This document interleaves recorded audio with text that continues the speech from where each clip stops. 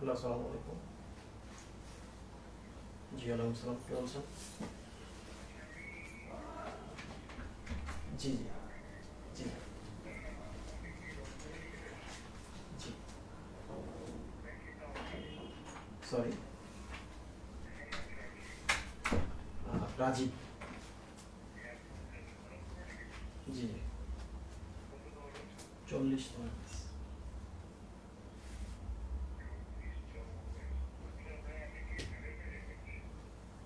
জি, কোনো ব্যাপারে কি জানার আছে আপনার? জি। ও আচ্ছা আচ্ছা, সরি ভাই।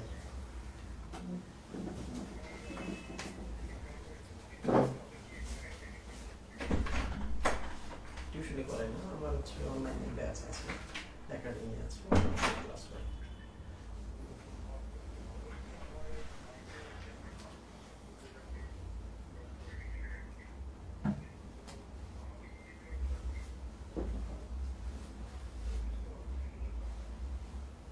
ছত্রিশতম ব্যাচের সুজন ভাই, আপনি আপনার সাথে মনে হয় আমার দেখা হয়েছিল, আপনি পলিটিক্স করতেন রাইট? অ্যাক্টিভ পলিটিশিয়ান ছিলেন।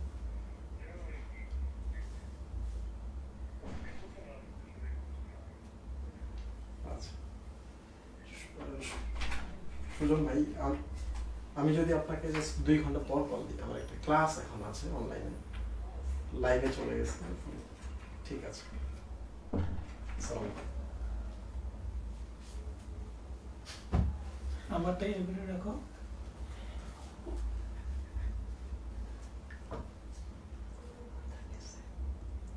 कैसे gone mad?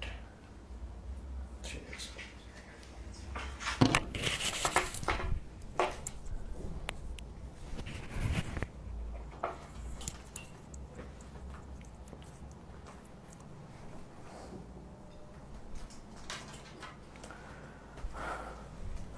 আসসালামু আলাইকুম, সবাই কেমন আছেন? আজকে আমরা নতুন একটা চ্যাপ্টার শুরু করেছি, টিস্যু এবং টিস্যুতন্ত্র। তো বায়োলজির কিছু মজার মজার চ্যাপ্টার আছে যেগুলো আমি আসলে পড়িয়েছি তোমাদের পাইলট কোর্সে, এবং যখন আমি শুরু করি একাডেমিক কোর্স তখন পড়িয়েছি। তো ন্যাচারালি আমরা এই মজার মজার চ্যাপ্টারগুলো এখন পড়ছি না। যে চ্যাপ্টারগুলো একাডেমিকেও পড়ানো হয়নি, পাইলটেও পড়ানো হয়নি, সেই চ্যাপ্টারগুলো আমরা টার্গেট করেছি যে এগুলো শেষ করব। যদি এমন হয় এগুলো ভালো করে পড়ার পরেও টাইম নিয়ে আমাদের প্রবলেম হয়ে যায়, তাহলে আমরা পাইলটের এবং একাডেমিকের ওই কোর্সগুলো উন্মুক্ত করে দেবো, যেন তোমরা খুব দ্রুত শেষ করতে পারো। সো এইরকম আমার একটা টার্গেট ছিল। তো আমি আশা করছি সবই আমরা শেষ করতে পারবো। ইভেন 9 নম্বর চ্যাপ্টার, যেটা আমি তোমাদের ভিডিও দিয়েছিলাম, এটাও শেষ করতে পারবো। তো দেখা যাক কতদূর আগানো যায়। তোমরা যদি আমার কথা শুনতে পাও তাহলে একটু কমেন্ট করে জানাও। আমরা আজকে আমাদের টপিক শুরু করব। টিস্যু ও টিস্যুতন্ত্র 2 দিন লাগবে, আমরা 2 দিনে শেষ করে ফেলবো খুব ভালোভাবে।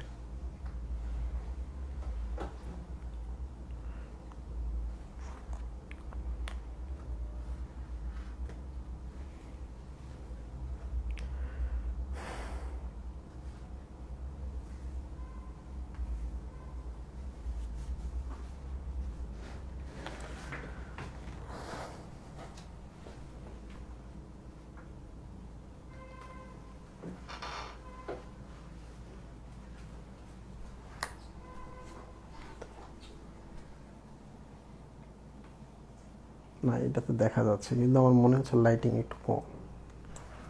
ওকে, ঠিক আছে, তোমরা যেহেতু শুনতে পাচ্ছ তাহলে আমি আজকের ক্লাস শুরু করতে পারি। তো প্রথম আমি তোমাদের একটা প্রশ্ন করব, সেটা হলো তোমরা তো সবাই টিস্যু এর সংজ্ঞা জানো, রাইট? টিস্যুর সংজ্ঞাটা আসলে হচ্ছে এমন অনেকগুলো কোষ, অনেকগুলো মানে একসাথে আছে, রাইট? একসাথে আছে, একসাথে থাকলে একই কাজ করবে। একসাথে যদি থাকে তার মানে এরা সবাই হচ্ছে যমজ, তার মানে একই জায়গা থেকে উৎপন্ন হয়েছে। তো তিনটা কথা আমাদের কখনো ভুলে যাওয়া যাবে না। একই জায়গা থেকে উৎপন্ন হয়, একই সাথে থাকে, একই ধরনের কাজ করে। এই কোষ সমষ্টিকে বলা হয় টিস্যু বা কলা। তো যাই হোক, এটা আমি পড়াবো না, এটা তোমরা তো জানোই। তো প্রধান প্রশ্ন হচ্ছে টিস্যু কেন তৈরি করা হয়েছে, কেন, উদ্দেশ্যটা কি এই ভদ্রলোকের? এই ভদ্র কোষ সমষ্টির উদ্দেশ্য আসলে কি, এটা একটা প্রশ্ন, এটা নতুন অ্যাড করা হয়েছে বইয়ের মধ্যে, আগে ছিল না। এর একটাই উদ্দেশ্য, সেটা হলো সুফি ভাই আপনি তো বেক্সিমকোতে দীর্ঘদিন টেক্সটাইল পার্টে জব করেছেন, রাইট? তো এখানে যখন মনে করেন যে বেক্সিমকোর গার্মেন্টস আছে, তো গার্মেন্টসে গিয়ে যদি একটা প্যান্ট বা একটা যদি মনে করেন এই যে এইটা সেলাই করা হচ্ছে, তৈরি করা হচ্ছে, তো এমন না যে যারা শুধু রং করে তারা শুধু রঙই করে, যারা হাতা বানায় শুধু হাতাই বানায়, একদল আছে শুধু হাতাই বানাইতেছে, রাইট? বাকিগুলো কিভাবে তৈরি হচ্ছে ওরা কিন্তু জানে না, ঠিক কিনা? যে শুধু মাপতেছে সে শুধু মাপ নিচ্ছে, যে শুধু কাটতেছে সে শুধু কাটতেছে, যে বোতাম লাগাইতেছে সে শুধুই বোতাম লাগাইতেছে। এর একটা স্পেশাল সুবিধা আছে, সেটা হলো তুমি যদি বোতাম লাগাও এটাতে তুমি খুব বেশি দক্ষ হয়ে যাবা। ঘন্টার পর ঘন্টা বোতাম লাগাইতেছো, টাইমিং বাঁচতেছে। আর তুমি যদি সব করতে চাও তোমার প্রত্যেক দিন কিছু সিস্টেম লস হবে। তো টিস্যু তৈরির উদ্দেশ্যটাও কিন্তু সেম। যারা বোতাম লাগাইতেছে তারা শুধু বোতামই লাগাইতেছে, মানে তাদের জন্য শ্রমটা বন্টন করে দেওয়া হয়েছে, তোমরা শুধু বোতাম লাগাও, তোমরা শুধু চেইন পার্টটা লাগাও, তোমরা শুধু কলারটা তৈরি করো, মানে বন্টন করে দেওয়া হয়েছে শ্রমগুলো, রাইট? তো টিস্যু কিন্তু তৈরির উদ্দেশ্য হচ্ছে শ্রম বন্টন। এটা একটা প্রশ্ন, টিস্যুর উদ্দেশ্য কি? শ্রম বন্টন। ক্লিয়ার? একটু ভালোভাবে খেয়াল করো, নেফ্রন এক ধরনের কোষ, অনেকগুলো নেফ্রন থাকে কিডনির ভেতরে, রাইট? তাহলে এরা শুধুই কি করে? এরা শুধুই মূত্র তৈরি করে এবং মূত্রের ওই যে আয়নগুলো পরিবহন করে, কিভাবে শরীরকে ঠিক রাখা যাবে ওরা শুধু ওইটাই দেখে। হৃদপেশি মানে হৃৎপিণ্ডে কিছু কোষ আছে, ওরা শুধুই হৃৎপিণ্ড তৈরি করে, ওরা শুধুই সংকোচন প্রসারণ হতে পারে, রাইট? চোখের রেটিনায় কোষ আছে, ওরা শুধুই দেখে, ওরা কিন্তু কখনো তোমার শরীর থেকে বজ্র নিষ্কাশন করবে না, ওরা কখনো হার্টবিট দিবে না, ঠিক কিনা? এই যে বন্টন করে দেওয়া হয়েছে। তাহলে রেটিনার কোষগুলো এক ধরনের টিস্যু, কিডনির নেফ্রনগুলো এক ধরনের টিস্যু, হৃৎপেশির কোষগুলো এক ধরনের টিস্যু। ক্লিয়ার? এইটাই হচ্ছে শ্রম বন্টন। তো আমি একটা ছোট্ট কথাকে আমি দীর্ঘক্ষণ বলে তোমাদের জাস্ট বোঝালাম, বাদ দাও। তার এটা একটা প্রশ্ন, এটা আসবে পরীক্ষায়। উদ্দেশ্য আমরা শেষ করেছি, আমি কিন্তু আজকে সবগুলো প্রশ্ন অনুযায়ী সেট করেছি। এই যে ডান সাইডে দেখা যাচ্ছে, তোমরা মনে হয় দেখতে পাচ্ছ না, চিন্তার একদম কিছু নাই। কি কি প্রশ্ন হয় আমি কিন্তু প্রথম প্রশ্নটা বলেছি, দ্বিতীয় প্রশ্ন কি হতে পারে সেটা হলো টিস্যু বলতে আমরা বিভিন্ন ধরনের টিস্যু বুঝি। একটা হচ্ছে ভাজক টিস্যু, আর একটা হচ্ছে স্থায়ী টিস্যু। তো এখানে একটা ট্রিক আছে যেটা সবাইকে জানতে হবে। সুফি ভাই, ভাজক মানে যারা ভাঁজ হইতে পারে, মানে কেটে কেটে টুকরো টুকরো হয়ে যেতে পারে, পার্ট হইতে পারে, রাইট? তাহলে আমরা বলতেই পারি যে এই কোষগুলো বা ভাজক টিস্যুর যে কোষ সমষ্টি আছে, অনেকগুলো কোষ আছে, এরা বিভাজিত হতে পারে, রাইট? তাহলে একটা উদ্ভিদের বৃদ্ধি বলো, একটা উদ্ভিদের বৃদ্ধি কে করতেছে? ভাজক টিস্যু। তার মানে একটা উদ্ভিদের যত কোষ আছে সবগুলোই প্রথম কোন টিস্যু থেকে উৎপন্ন হয়েছে? ছোট্ট একটা কোষ ছিল, ওখান থেকে ধীরে ধীরে হয়েছে, মানে ভাজক টিস্যু থেকে উৎপন্ন হয়েছে। কোন ধরনের বৃদ্ধি আমরা একটু পরে বলবো। স্থায়ী টিস্যুর কাজটা আমরা একটু দেখে নিই। স্থায়ী টিস্যু মানে কি? যারা বিভাজিত হবে, সহি ভাই, বিভাজিত হয় না। এখানেই কিন্তু ঘটনাটা, রহস্যটা এখানেই। সেটা হলো স্থায়ী টিস্যুও বিভাজিত হতে পারে। কখন পারে আমি একটু বলি। আমরা তো জানি স্থায়ী টিস্যুর মধ্যে কিছু সরল টিস্যু আছে, জটিল টিস্যু আছে। তো যাই হোক না কেন ওগুলো সব বাদ দিচ্ছে, আমি শুধু বলি প্যারেনকাইমা টিস্যু আছে, কোলেনকাইমা আছে, স্ক্লেরেনকাইমা আছে,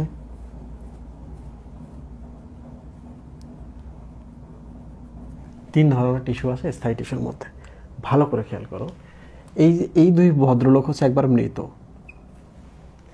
তাহলে এই কোষগুলো যদি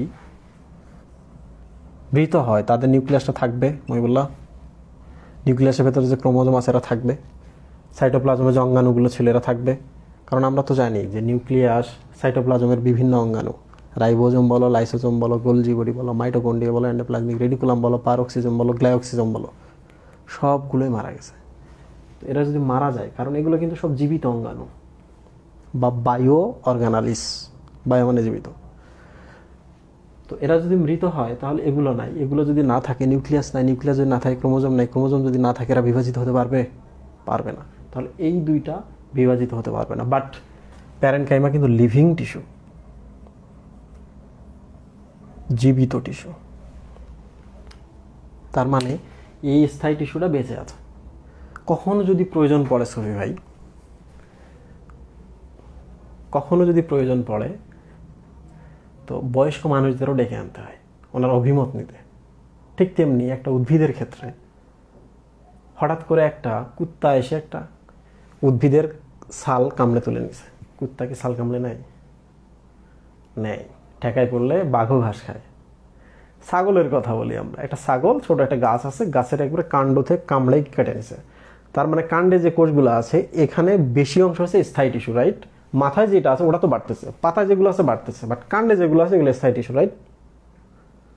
তার মানে কাণ্ড কামড়ে নিয়েছে, তার মানে কাণ্ডে আছে স্থায়ী টিস্যু। স্থায়ী টিস্যু মানে এই ধরনের তিন টিস্যু, এই তিন টিস্যুর মধ্যে এটাও আছে। তার মানে এ যেহেতু বেঁচে আছে, এ যেহেতু বয়স্ক, এ যেহেতু স্থায়ী, তাহলে ওই সময় কাণ্ডটাকে নতুন করে আবার সে পুনর্গঠন করে।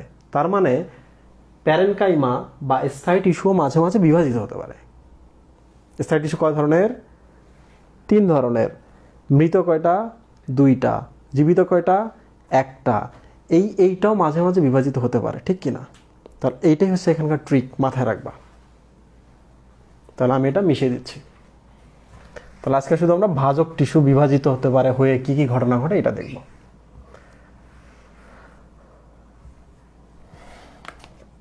সফি ভাই, বিভাজিত হয় মানে কি? মানে বিভিন্ন খণ্ড হয়, পার্টস,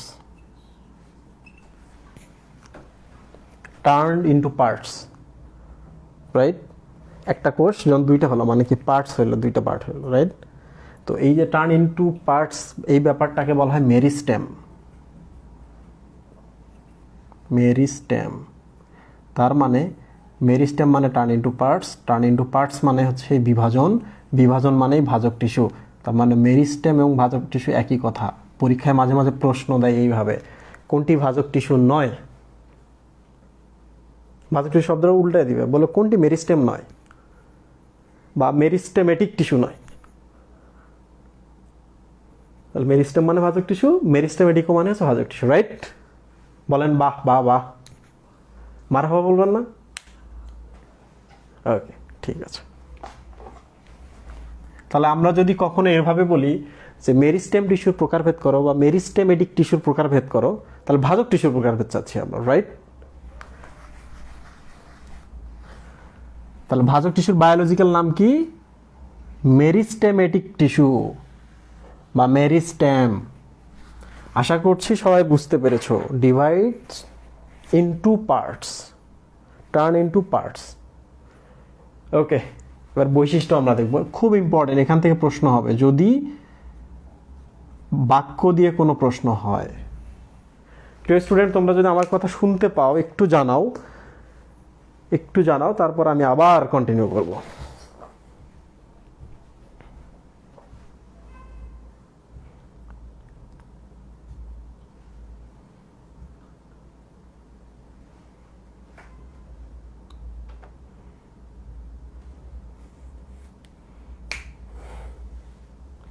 আস্থা হক, তুমি বলেছো মোবাইল ডেটা অন করেছি, ওয়াইফাই আজ এত বাজে, আমার 1 জিবি শেষ হয়ে যাবে। 1 জিবির দাম কত সফি ভাই? হ্যাঁ, মেয়াদ অনুযায়ী দাম। আর যাই হোক না কেন, একটা দিন চলে আসবে যে বলবা যে রাজীব ভাইয়ের ওই দিনে 1 GB আমার শেষ হয়ে গিয়েছিল, কিন্তু একটা প্রশ্ন কমন পেয়েছিলাম পরীক্ষায়, ওই একটা প্রশ্নের জন্য আমার ডিএমসি হয়েছে, সলিমুল্লাহ যাইতে হয়নি, তাই না? সেদিন কিন্তু তুমি সেদিন আর রিগ্রেট ফিল করবে না এই 1 GB জন্য। তো নিজেদের মধ্যে কথা বলিও না, দেখো আমি এখানে কি করতেছি, শেষ। আচ্ছা, বৈশিষ্ট্যগুলো আমি একটার পর একটা ব্যাখ্যা করি, খুব জরুরি, কারণ ভাজক টিস্যুর বৈশিষ্ট্য যদি আমরা জানি তাহলে স্থায়ী টিস্যুর বৈশিষ্ট্য উল্টা, রাইট? লুক, এই টিস্যুগুলা কি জীবিত না মৃত বলো? ভাজক টিস্যু, যারা বিভাজিত হতে পারে তারা হচ্ছে জীবিত, আর স্থায়ী টিস্যু কি মৃত। ক্লিয়ার? তাহলে ভাজক টিস্যু জীবিত। 2 নম্বর হচ্ছে ভাজক টিস্যুর কোষগুলো ছোট হবে না বড় হবে বলো তো, আন্দাজ করে বলো। আরে ছোটদের তো বিয়ে দিব, ছোটরাই তো বাচ্চা কাচ্চা পয়দা করে, অনেক বয়স হয়ে গেছে, বাচ্চা কাচ্চা পয়দা করবে, যদিও করে। 55-এর পর হচ্ছে আমাদের মায়েদের মেনোপজ চলে আসে, 45 থেকে 55-এর মধ্যে, তারপর কিন্তু তারা আর সন্তান জন্ম দেয় না। তার মানে বড় হলে, বয়স হয়ে গেলে আর সন্তান জন্ম দিবে না, একটু ছোট হওয়াই ভালো। ক্লিয়ার? এই হচ্ছে ভাজক টিস্যুর কোষগুলো একটু ছোট আকারে। এবার হচ্ছে দেখতে কেমন, যেহেতু এগুলো ছোট, দেখা যাচ্ছে সবগুলো এরকম ডিম্বাকারে একসাথে হয়ে আছে। ক্লিয়ার? কিংবা সবগুলো হচ্ছে এরকম ষড়ভুজাকৃতি।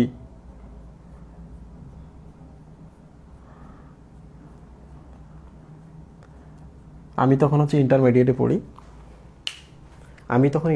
পড়ি, তো হঠাৎ করে আমাদের এইচএসসি পরীক্ষার আগে একটা কোচিং আমি শুরু করলাম।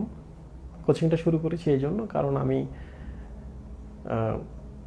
কাইন্ড অফ আছে না যে অমুক আছে ওই কোচিংয়ে, দেখার জন্য কোচিংয়ে যাওয়া, রাইট? তো কোচিংয়ে গেলাম, গিয়ে ক্লাস করলাম ফার্স্ট ডেতে। তো আমার কাছে যেটা মনে হলো যে এখানে যদি পার্ট নিতে চাই, এখানে আমাকে ফার্স্ট হতে হবে, তাই না? তো আমি খুব পড়াশোনা শুরু করলাম। তো আমাদের কলেজের সাথে সবসময় পাশে যে উইমেন্স কলেজ ছিল, এই কলেজের টিচারদের একটা কলিশন ছিল, স্টুডেন্টেরও কলিশন আছে। আমাদেরটা হচ্ছে কম্বাইন্ড কলেজ, ওদেরটা হচ্ছে গার্লস কলেজ, উইমেন্স কলেজ। তো ভাজক টিস্যুর ছবি আসছে, ভাজক টিস্যুর ছবি দাও। তো আমি করছি কি, ভাজক টিস্যুর হচ্ছে চিত্রসহ বৈশিষ্ট্য, সেখানে আমি এরকম অনেকগুলা করছি, যতক্ষণ আঁকা যায় পুরো খাতাটা ভরাইছি, বুঝতে পারছো? তো স্যার আইসা যেটা করলো, স্যারটা দেখতে পুরো হুমায়ুন ফরিদির মতো চেহারা, ভয়েসটাও ঠিক ওই রকম, ড্রেস আপ ওই রকম। আইসা আমার কানটা ধরে টেনে তুললো, বলতেছে কি, একটা মানে সে বেশ কিছু ডায়ালগ দিয়েছে, তার মধ্যে একটা হচ্ছে এরকম যে অনেকগুলা লিখলে অনেকগুলো মার্ক পাওয়া যায়। সে আমারে বলতেছে 3টা লিখবি, লিখে এরকম এরকম করে দিবি। তো আমার এইটা পড়তে গেলে বা পড়াতে গেলে আমার এইটা কথা মনে পড়ে, ওই ভদ্রলোকের সাথে আমার দেখা হয়েছে প্র্যাকটিক্যালের সময়। আমাদের প্র্যাকটিক্যাল পড়ছে তাদের কলেজে, বায়োলজি পরীক্ষা। তো আমি ভদ্রলোককে সালাম দিছি, আমরা বাইরে সবাই দাঁড়ায় আছি, প্র্যাকটিক্যাল শুরু হবে তার আগে যাচ্ছে। তো উনি আমারে দেখা বলতেছে, সালাম দিলে কি মার্ক পাওয়া যায়? সালামের কোনো জবাব টবাব দেয়নি। খুবই ভালো মানুষ ছিলেন, খুবই ভালো ক্লাস নেবেন। তো যাই হোক, ভাজক টিস্যুর কোষগুলো দেখতে সবাই একই রকম, বোঝা গেল? তার মানে সবাইকে 11 থেকে 55-র মধ্যে হতে হবে সবাইরে, তাহলেই তো বিভাজিত করতে পারবে, সন্তান জন্ম দিতে পারবে। তো যাই হোক না কেন, আমি একটা কোষের ছবি দেখাই তোমাদের, ধরা যাক এটা একটা ভাজক টিস্যু। আমরা একটা একটা করে দেখবো বৈশিষ্ট্যগুলো কেমন। ওকে, প্রথম বৈশিষ্ট্য, আমরা বাইরে থেকে চলে আসি। আমরা উদ্ভিদ কোষ পড়ছি না প্রাণী কোষ পড়ছি? উদ্ভিদ কোষ, তার মানে এটা কি? কোষ প্রাচীর। সুফি ভাই বলছে এটা কোষ প্রাচীর। প্রিয় স্টুডেন্ট, দেখো আমরা তো জানি কোষ প্রাচীরের প্রধান উপাদান হচ্ছে সেলুলোজ। তো তোমরা একটা কথা বলো তো, এই কোষটা বিভাজিত হয়ে ডাবল হবে, ট্রিপল হবে, টেট্রাপল হবে, অনেকগুলো হবে। তাহলে এই কোষের কোষ প্রাচীর যে সেলুলোজের যে আবরণ আছে, এই আবরণটা কি পুরু দিব না পাতলা দিব? পাতলা দিব। তাহলে কোষ প্রাচীর পাতলা। 2, এবার চলে আসি আমরা ভেতরে। সুবি ভাই, বিক্রি হবে এখানে সাইটোপ্লাজমে হবে, বিভিন্ন জায়গায় হবে। এখন আমাকে বলেন তো যে সাইটোপ্লাজমগুলো কম রাখবো না বেশি রাখবো? বেশি রাখবো, কারণ সাইটোপ্লাজমগুলো এখানে জীবিত, এটাও জীবিত, বিক্রিয়া হতে হবে, তাহলে বেশি বেশি রাখতে হবে, রাইট? মৃত হলে তো কমে যাবে কিংবা হারিয়ে যাবে, তাহলে সাইটোপ্লাজম ঘন।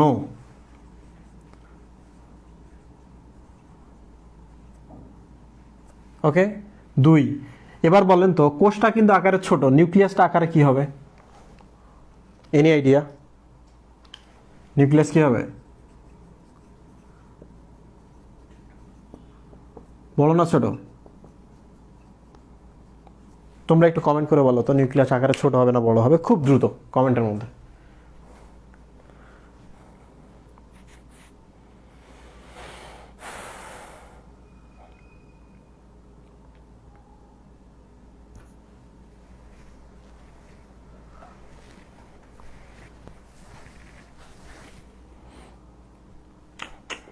কেন বড় হবে? বড় বলতেছ, আনসার দিতে হবে। ছোট বলতেছ, কেন ছোট হবে? আনসার দিতে হবে।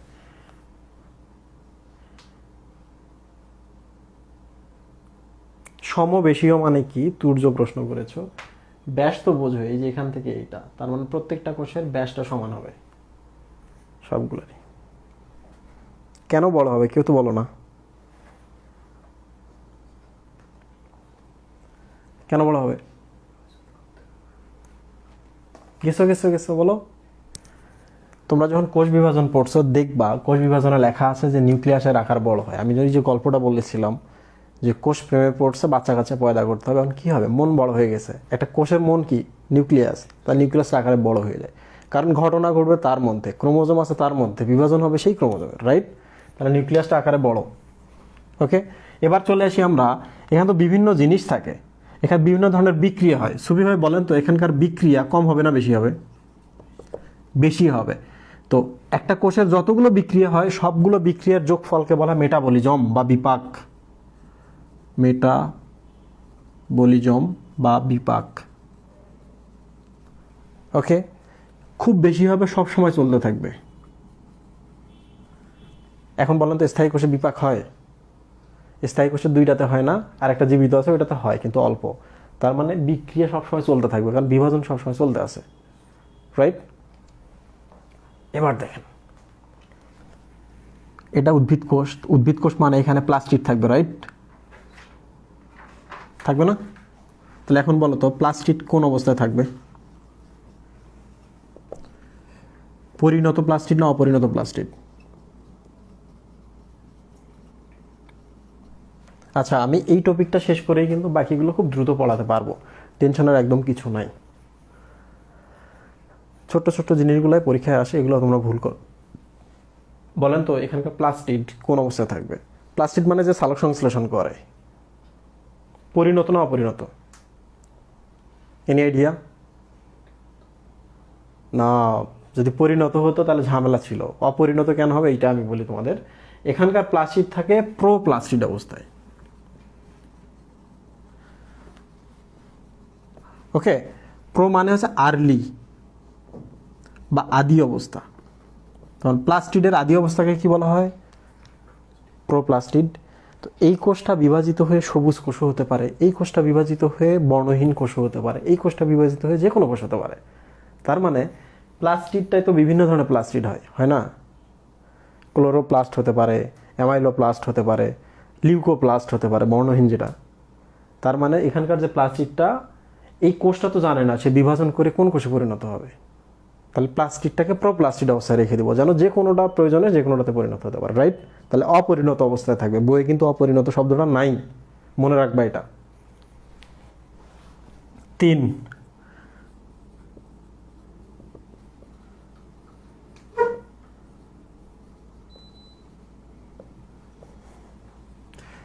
এসি টেম্পারেচার কমাও।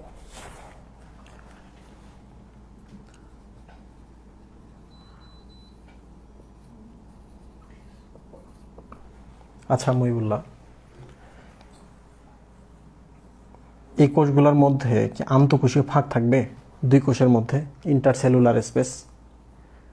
হ্যাঁ, এরা তো বিভাজিত হবে। বিভাজিত মানে কি? ধীরে ধীরে ধীরে ধীরে বাড়তেছে, বিভিন্ন ধরনের ঘটনা ঘটতেছে। তার মানে এইটা মাঝখানে কোনো ফাঁকা থাকবে না। আপনি যখন স্থায়ী কোনো বাড়ি করবেন, তখন দুইটা বাড়ির মধ্যে একটা গ্যাপ রাখবেন, তাই না? কোষ মানে প্রাচীর যে তৈরি করলেন। বাট আপনি যদি ভাবেন যে আমরা তো হচ্ছে যাব হজ করতে, এখন থাকবো আমরা হজ ক্যাম্পে কী হবে, গাদাগাদি করে মানুষ রেখে দেবে, তাই না? ওটা তো স্থায়ী বাড়ি না, তার মানে ভাজক টিস্যুতে স্থায়ী না, তাহলে দুইটা কোষের মাঝখানে কোনো ফাঁকা থাকবে না, রাইট? যদি কোষ প্রাচীরে সেলুলোজটা পুরু হতো, এটা স্থায়ী কোষ হতো, তাহলেই ফাঁকা থাকতো। খুব সাবধান। আরেকটা প্রশ্ন তোমরা আনসার করবা, সেটা হলো এই কোষটার ভেতরে কেন সঞ্চিত খাবার থাকে না? তোমরা একটু বলো তো খুব দ্রুত, এই কোষের ভেতরে আমরা কেন সঞ্চিত খাবার রাখতে পারবো না? Any idea? খুব দ্রুত বলো।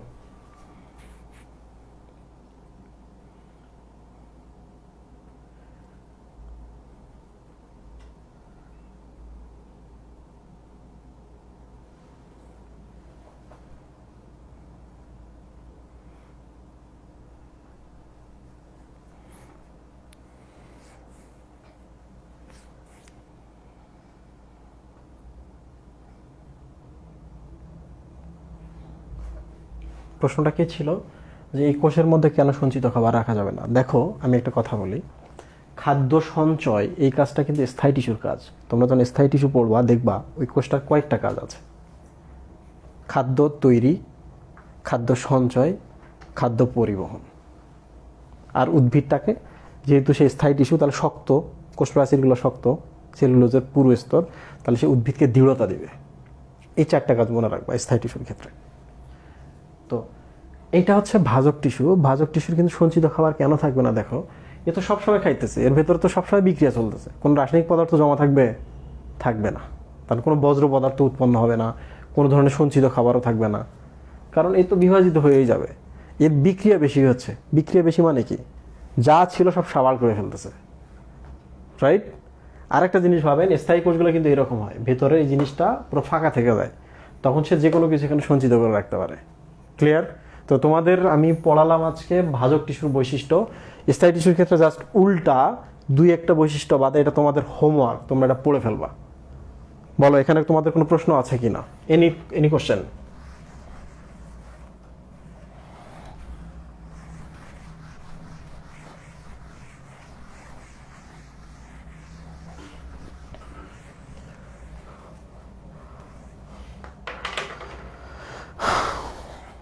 আমি একটু ভাজক টিস্যুর কাজটা দেখাই। দেখো বইয়ে কিন্তু এটা দেওয়া নাই, তো তোমাদের জানতে হবে। সেটা হলো, এটা একটা উদ্ভিদ,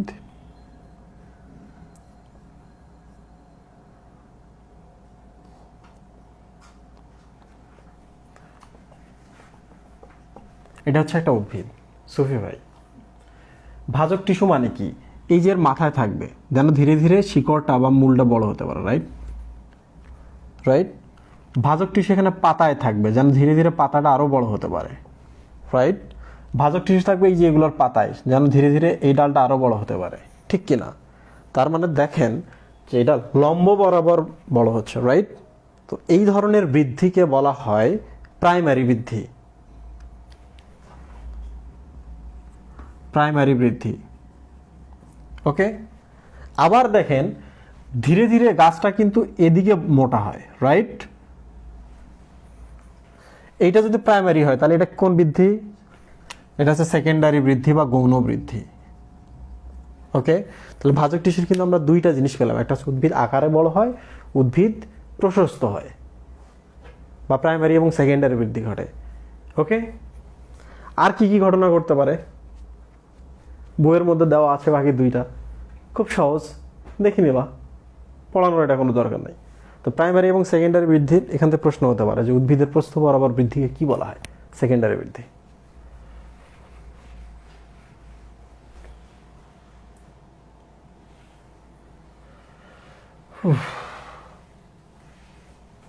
এই তোমরা আছো?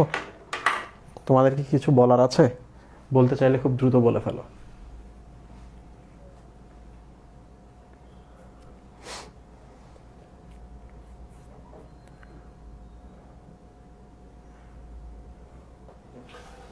আন্তঃকোষীয় ফাঁক থাকবে না কেন? থাকলে বেশি সুবিধা পেত না? বৃদ্ধির জন্য তো স্পেস লাগে। আন্তঃকোষীয় ফাঁক শব্দটার অর্থ হচ্ছে মাঝখানে গ্যাপ থাকে দুইটা কোষের মধ্যে। কখন গ্যাপ থাকে? যখন তাদের সীমানাগুলো স্থির হয়ে যায়, তাই না?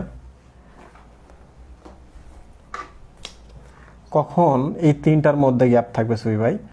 যখন এই সীমানাগুলো স্থির, রাইট? যেহেতু সীমানাগুলো পাতলা, তাহলে এরা কি পরস্পরকে ঠেলাঠেলি করবে, তাই না? তো আন্তঃকোষীয় ফাঁক কখন থাকবে? যখন সীমানাগুলো স্থির। সীমানা স্থির মানে কি? কোষ প্রাচীরগুলো অনেক পুরু হয়ে গেছে, শক্ত হয়ে গেছে। তার মানে এটা কোন কোষের বৈশিষ্ট্য? এটা স্থায়ী কোষের বৈশিষ্ট্য, রাইট? বড় হওয়ার জন্য জায়গা লাগবে ব্যাপারটা এমন না। সে কোষ বিভাজন করবে, এখান থেকে দুইটা হয়ে গেল, এখান থেকে দুইটা, এখান থেকে দুইটা, জায়গার দরকার হচ্ছে। এ তো এদিকে বাড়ছে, এ তো এদিকে বাড়ছে, এ তো এদিকে বাড়ছে। তো বিভাজিত হয়ে ভেতরে কেন বসে থাকবে? তোমরা ক্যাম্বিয়ামের কথা শুনছো। ক্যাম্বিয়াম কি? ধরা যাক এটা কোষ, কে করে কি? জাইলেম তৈরি করে এদিকে, ফ্লোয়েম তৈরি করে এদিকে। সে কিন্তু কখনো এমন করে না যে নিজের মধ্যে সে জাইলেম ফ্লোয়েম তৈরি করে রেখে দেবে। বোঝা গেল? তো ভাজক টিস্যু সবসময় বাইরের দিকে হয়। শুরু যেগুলো এরকম লম্বা, এদিকে বিভাজিত হচ্ছে এদিকে। যেগুলো দুই তলে হবে সেগুলো এদিক এদিক এদিক এদিকে হচ্ছে। যেগুলো সব তলেই হবে সব দিকে হচ্ছে। তো কেন মাঝখানে ফাঁকা জায়গাটা লাগবে? ও তো বিভাজিত হয়ে সরেই যাচ্ছে।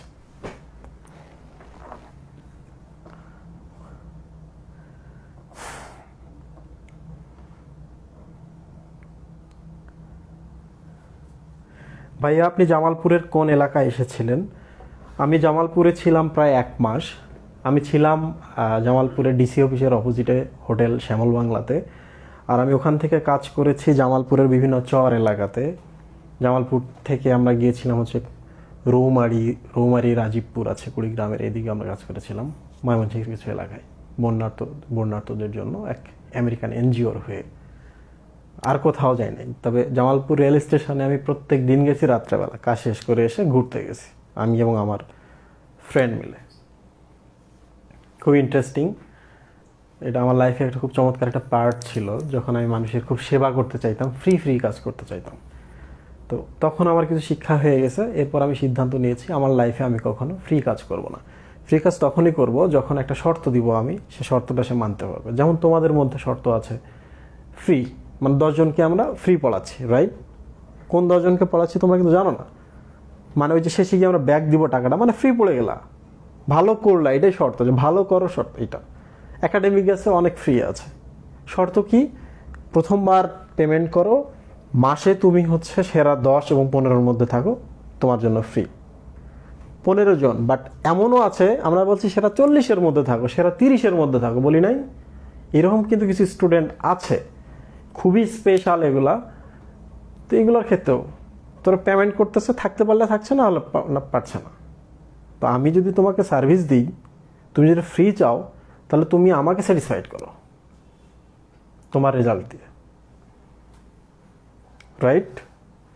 তো এই হচ্ছে ঘটনা। একটু ভাজক টিস্যুর শ্রেণী বিভাগটা দেখাই, এখানে কি কি ধরনের প্রশ্ন হতে পারে।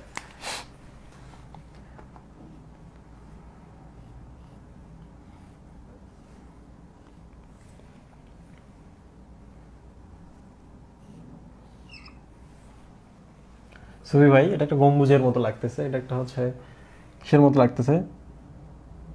বাতি ঘরের মতো লাগতেছে, রাইট? তো ধরা যাক এটা একটা উদ্ভিদ, ওকে? তো আমরা এখন দেখব অবস্থান অনুসারে ভাজক টিস্যু।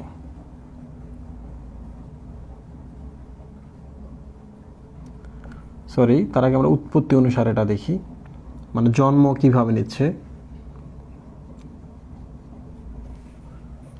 ওকে, দেখো এই জিনিসটা কিন্তু একদিন এইরকম ছিল, এটা বিন্দু ছিল না? তার মানে এই বিন্দুটাই প্রথম 1টা থেকে 2টা হয়েছে, 2টা থেকে 4টা হয়েছে, 4টা থেকে অনেকগুলো হয়ে ধীরে ধীরে ধীরে ধীরে ধীরে ধীরে ধীরে ধীরে হচ্ছে, রাইট? ফার্স্ট যে বিন্দুটা ছিল ও কিন্তু হচ্ছে সমস্ত ভাজক টিস্যুর মা। ক্লিয়ার? তার মানে ওইটাই প্রারম্ভ, ওইটাই সূচনা। তাহলে ওইটার নাম হচ্ছে প্রারম্ভিক ভাজক টিস্যু বা সূচনাকারী ভাজক টিস্যু বা প্রোমেরিস্টেম। এই যে দেখো,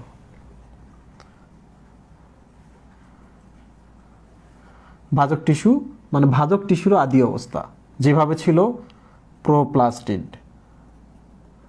প্লাস্টিডেরও আদি অবস্থা। ক্লিয়ার? তাহলে উৎপত্তি অনুসারে আমরা একটা জানলাম, সেটা হচ্ছে প্রারম্ভিক ভাজক টিস্যু একবারে ফার্স্ট এখানে ছিল, সে ধীরে ধীরে আগাইতেছে। প্রোমেরিস্টেম, বা প্রারম্ভিক। এরপর দেখো একটা কোষ থেকে যখন দুইটা হইলো, এরপর বাকি যে কোষগুলো ছিল এরা কিন্তু বিভাজন করতেছে অল টাইম, এরাই কিন্তু এখন বিভাজন করতেছে, রাইট? তার মানে এই যে গাছটা বাড়তেছে, এখানে কিছু নিশ্চয় ভাজক টিস্যু আছে যেটা বাড়াচ্ছে, এখানে নিশ্চয় কোনো ভাজক টিস্যু আছে যেটা শিকড় তৈরি করতেছে, রাইট? তার মানে প্রো মেরিস্টেম থেকে যে ভাজক টিস্যুগুলো উৎপন্ন হয়েছে এগুলোর নামই হচ্ছে প্রাইমারি ভাজক টিস্যু। প্রো মেরিস্টেম মানে কি? যে জন্ম দিল। প্রাইমারি মানে কি? জাস্ট এরপর যারা দায়িত্ব পালন করছে, রাইট? তার মানে এই যে বিভিন্ন কাণ্ডের শীর্ষে, পাতার শীর্ষে, মূলের শীর্ষে, একেবারে শীর্ষ প্রান্তে যেগুলো, ওরা তো বিভাজিত হইতেছে, ধীরে ধীরে বাড়তেছে, তাই না? ছোট ছিল, এখানে আছে, ওরা ধীরে ধীরে দেখেন লম্বা হয়ে গেল, একবার টিপ গুলাতে আছে। তাহলে এখানে এখন কি আছে?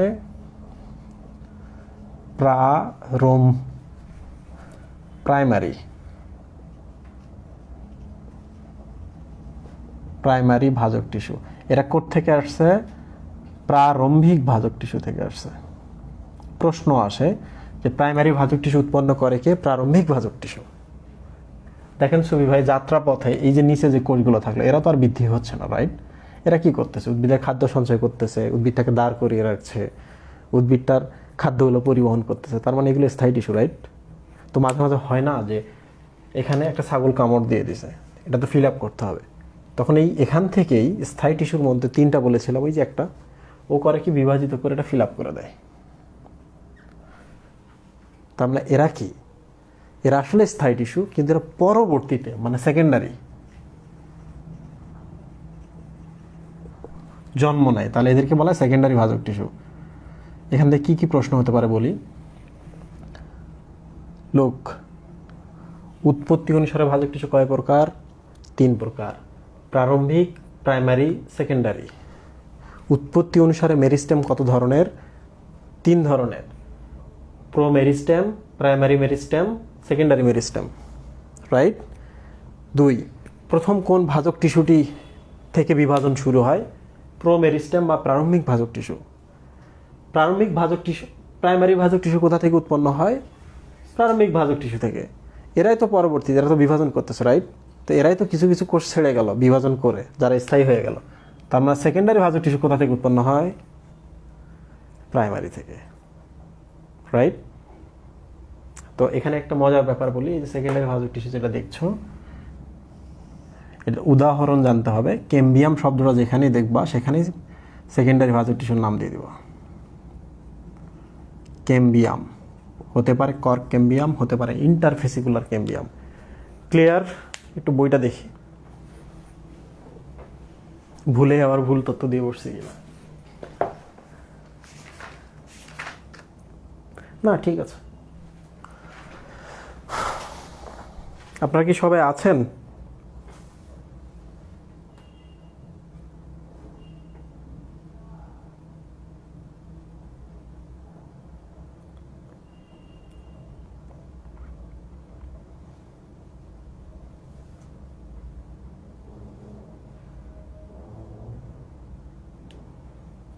ভাজক টিস্যু থেকে স্থায়ী টিস্যু কিভাবে উৎপন্ন হয়? তোমরা তো জানোই যে প্রত্যেকটা কর্মকাণ্ড নিয়ন্ত্রণ করে একটা কোষ। একটা কোষের কর্মকাণ্ড নিয়ন্ত্রণ করে কোষের মধ্যে অবস্থিত ক্রোমোজোম বা তার ডিএনএ, রাইট? তো একটা গাছের শেপ কি ধরনের হবে, এই গাছটা বৃদ্ধি পাবে না খাটো হবে, গাছটা কোন পরিবেশে আছে এই পরিবেশ বিবেচনা করে গাছটাকে কোন ধরনের করতে হবে, তো সব কিছু নির্ধারণ হয় কিন্তু ওই ডিএনএ থেকে, রাইট? সব আম গাছের পাতা একরকম, সব কাঁঠাল গাছের পাতা একরকম, প্রজাতি ভেদে একটু আলাদা, রাইট? তো এগুলো কারা নির্ধারণ করে? এগুলো ডিএনএ থেকে নির্ধারিত হয়। তো ডিএনএ যখন মনে করে যে আর বৃদ্ধি ঘটানো যাবে না, বা গাছটাকে তো বড় হচ্ছে ধীরে ধীরে, গাছটাকে এখন দাঁড় করিয়ে রাখতে হবে, ঠিক কি না?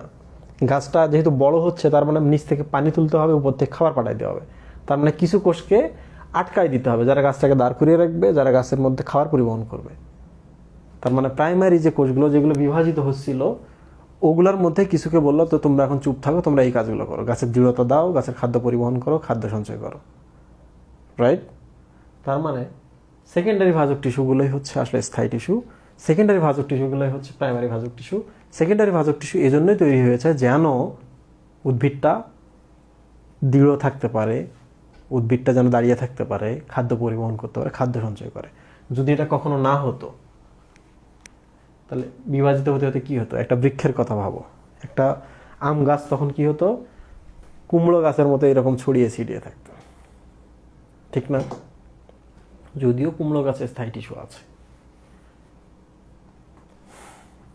তো এখন বলেন তো, প্রারম্ভিক, প্রাইমারি, সেকেন্ডারি 3 ধরনের যে ভাজক টিস্যু দেখলাম উৎপত্তি অনুসারে, কোন ভাজক টিস্যুটা স্থায়ী টিস্যু থেকে উৎপন্ন হয়েছে?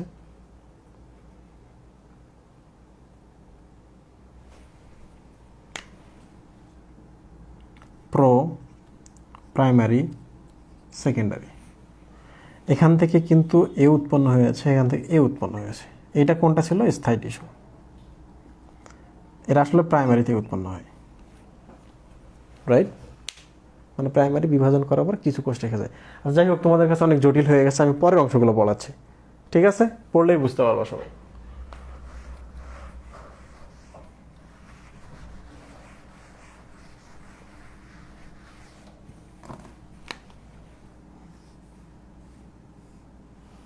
এটা একটা উদ্ভিদ সুফি ভাই, অবস্থান অনুসারে কিছু কোষ থাকবে সবসময় এই জায়গায়, যারা উদ্ভিদটাকে ওদিকে বড় করবে। যদি শিকড় হয়, কিছু কোষ থাকবে এই জায়গায়, যার শিকড়টাকে বা মূলটাকে এদিকে বড় করবে, রাইট?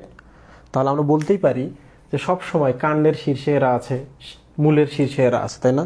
তাহলে এই কোষগুলোর নাম কি? শীর্ষস্থ ভাজক টিস্যু। শীর্ষে যেহেতু আছে, শীর্ষ স্থানে থাকা ভাজক টিস্যুকে বলে শীর্ষস্থ ভাজক টিস্যু। তোমরা তো জানোই শীর্ষ মানে হচ্ছে অ্যাপেক্স, অ্যাপেক্স মানে হচ্ছে এপিক্যাল মেরিস্টেম।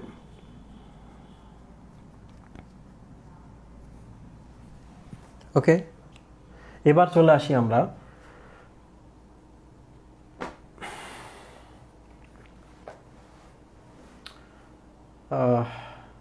কিছু কিছু শীর্ষস্থ ভাজক টিস্যু যখন যায় বিভাজিত হতে হতে, হয় কি মাঝে মাঝে 2-1জন দল ছাড়া হয়ে যায়। তাহলে এই টিস্যুগুলো এখানে থাকলো না সুই ভাই, ঠিক কি না? এই টিস্যুগুলো যাচ্ছে, তার মানে পেছনে কিছু দল ছাড়া টিস্যু সে রেখে গেছে।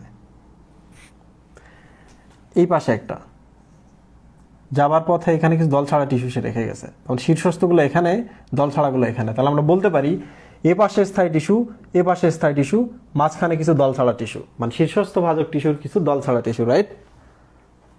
ঠিক কিনা? এটার নাম হচ্ছে ইন্টার ক্যালারি ভাজক টিস্যু বা নিবেশিত ভাজক টিস্যু। নিবেশিত মানে কি? এখানে স্থায়ী টিস্যু, এখানে স্থায়ী টিস্যু, মাঝখানে আটকা পড়ছে, দুইয়ের মাঝখানে তারা বসে আছে, নিবেশিত।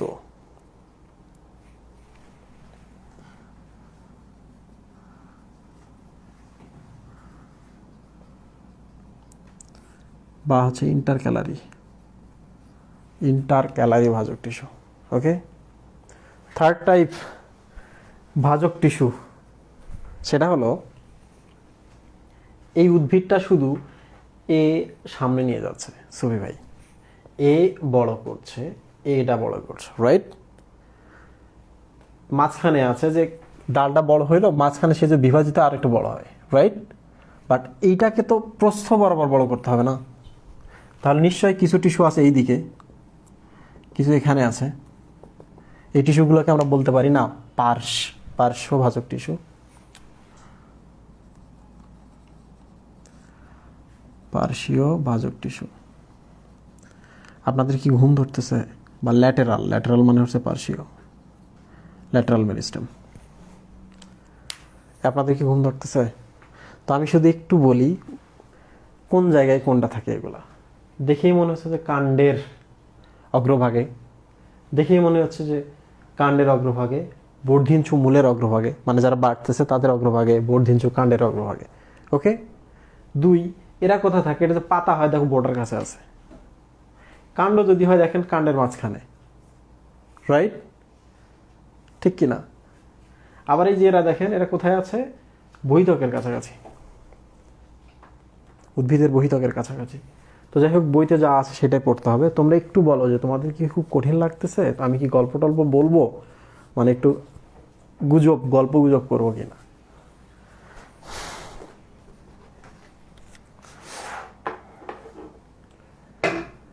সরি।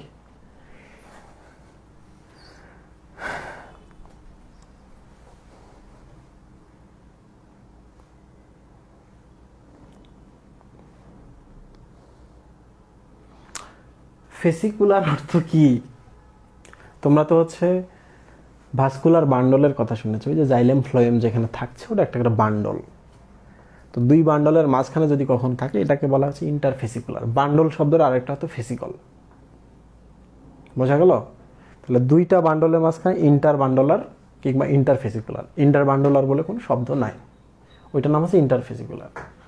একদল সুফি ভাই এদিকে, একদল মহিবুল্লাহ এদিকে, মাঝখানে আমি দাঁড়ায় আছি, ইনিও হোমোসেপিয়ান্স, তাহলে আমি হচ্ছে ইন্টার হোমোসেপিয়ান্স, দুই হোমোসেপিয়ান্সের মাঝখানে।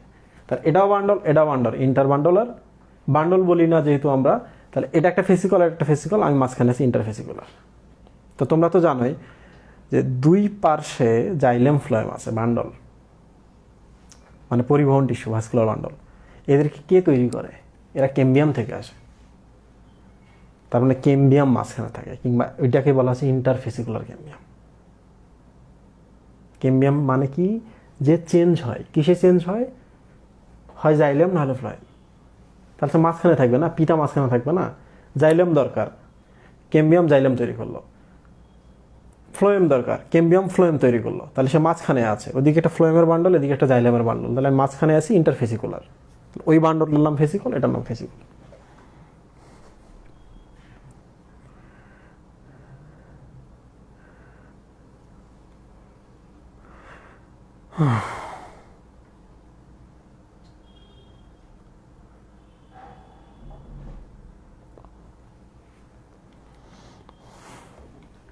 আর কবে যে আমাদের কোয়ারেন্টাইন উঠে যাবে, কবে যে আমরা লাইভে পড়াশোনা করব, কবে আমরা ক্লাসের মধ্যে একটু হাসি আনন্দ করে পড়াশোনা করব, আই ডোন্ট নো।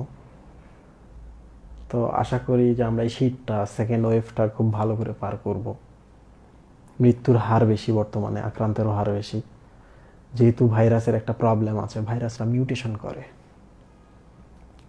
করে, কারণ ওদের তো প্রোটিন আর নিউক্লিক অ্যাসিড মানে ডিএনএ আরএনএ ছাড়া কিছু নাই। তাহলে ওগুলাতে সারাদিন কাজ চলে। বোঝা গেল? যেহেতু মিউটেশন করে তাহলে খুব বিপজ্জনক। তোমরা সাবধানে থাকবা, তোমাদের বাবাদের সাবধানে রাখার জন্য, মাদের বাড়ির দাদা দাদি আছে তাদের জন্য, তাই না? তাছাড়া তো দরকার নেই। তো প্রশ্ন হচ্ছে যে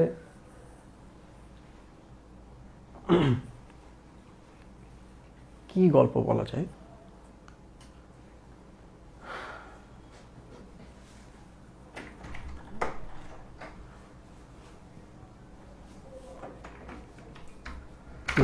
কি গল্প?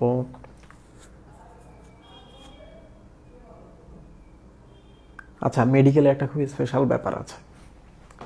তোমরা যদি কখনো মেডিকেলে যাও কিংবা ইঞ্জিনিয়ারিংয়েও যাও, তোমরা সবসময় চেষ্টা করো ফার্স্ট বেঞ্চে বসতে। প্রশ্নের আনসার করতে পারো না পারো এটা কথা না। ফার্স্ট বেঞ্চে বসার একটাই সুবিধা, টিচার কিন্তু প্রত্যেক দিন তোমাকে দেখবে ক্লাসে।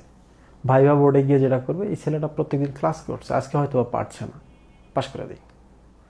তো শুধু সামনে বসার জন্য অনেকেই পাশ হয়ে যায়। আমার একটা ফ্রেন্ড ছিল, তার নামটা আমি বলবো না, সে এখন তার নামে একজন হুঙ্কার দিচ্ছে ফেসবুকে। তো ও সবসময় মাথায় তেল দিত, সুন্দর করে চুল আঁচড়াইতো। তো আমাদের যে অ্যানাটমির ম্যাম ছিলেন ডাক্তার সেলিনা হোসেন, উনি কিন্তু বাংলাদেশে যে অ্যানাটমি কিংবদন্তি যারা আছে তাদের মধ্যে একজন। যে অ্যানাটমি যে অ্যাসোসিয়েশন আছে সারা বাংলাদেশে, ওইটা সভাপতি ছিলেন।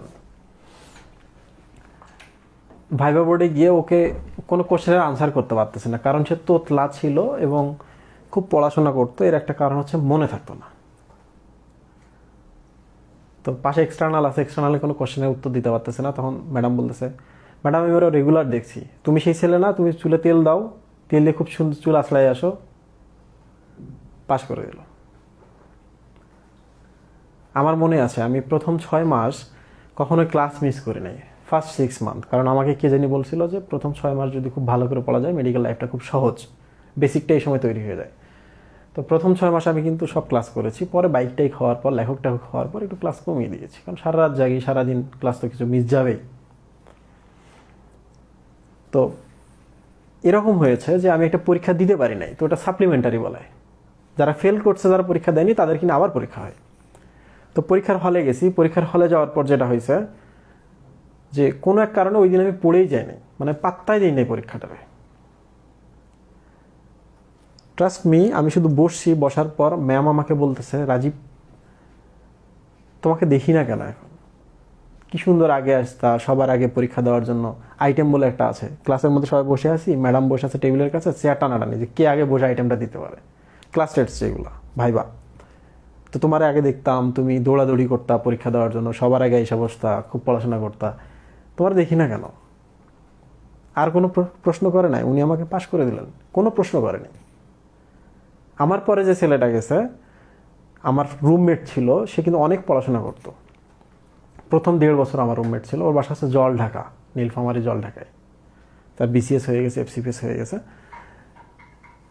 ওকে 10টা কোশ্চেন করছে, 3টা কোশ্চেনের আনসার দিতে পারেনি, ফেল করে দিছে।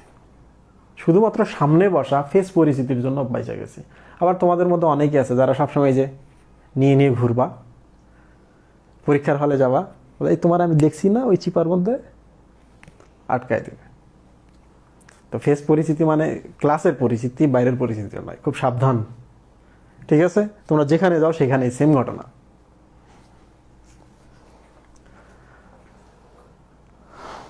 কমেন্ট বক্স,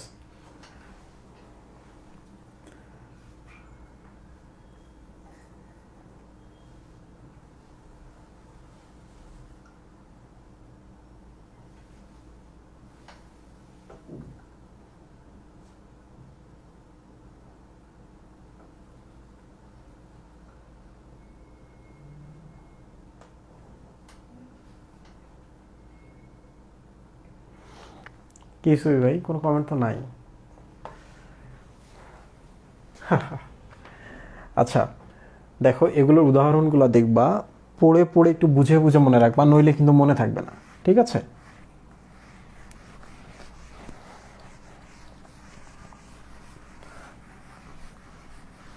তো আমি তোমাদের এখন কিছু অপশন দিব, তোমরা অপশন থেকে সঠিক আনসার বের করবা।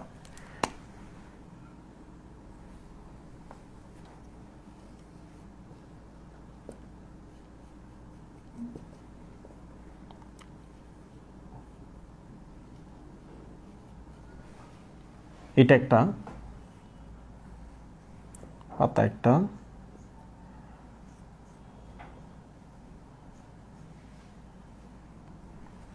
তো তোমাদের আমি 3টা ছবি দিলাম, এটা হচ্ছে গাছের পাতা, ওকে? 3টা ছবি দিলাম। আমরা তো ভাজক টিস্যু যে বিভাজন হয় এটা তো আমরা দেখছি, এখন আমরা শুধু দেখবো যে কিভাবে কোন তলে বিভাজন হয়, মানে বিভাজনটা কোন দিকে যায়, ওকে? তো আমরা প্রথমে এইটার ক্ষেত্রে চিন্তা করি। দেখো এটা একটা জাস্ট হচ্ছে ছোট্ট একটা জিনিস, এটা হচ্ছে একটা ডিম্বাশয়, রাইট? এই যে ডিম আছে, এখানে ডিম্বাণু আছে, ডিম্বাশয়। বাইরে যেটা আছে এটা হচ্ছে গর্ভাশয়, ওকে? তো এখন চিন্তা করো তো, এই যেখানে যখন শুক্রাণু আসবে, এটা ভ্রূণ হবে না? ছোট একটা বাচ্চা হবে না এখানে, এটা ভ্রূণ। তো তোমরা বলো তো, এই ভ্রূণটা কি সুতার মতো লম্বা হবে, নাকি পাতার মতো পাতলা হবে, নাকি গাছের মতো এরকম চারপাশে মোটা মোটা হবে? হ্যাঁ, চারপাশেই হবে, রাইট? উপর নিচ ডান পাশ এভরিথিং এ বৃদ্ধি হবে।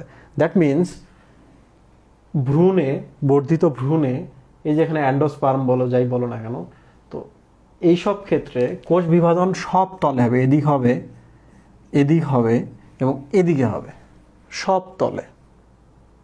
পাতার ক্ষেত্রে চিন্তা করো তো, পাতাটা পাতলা না?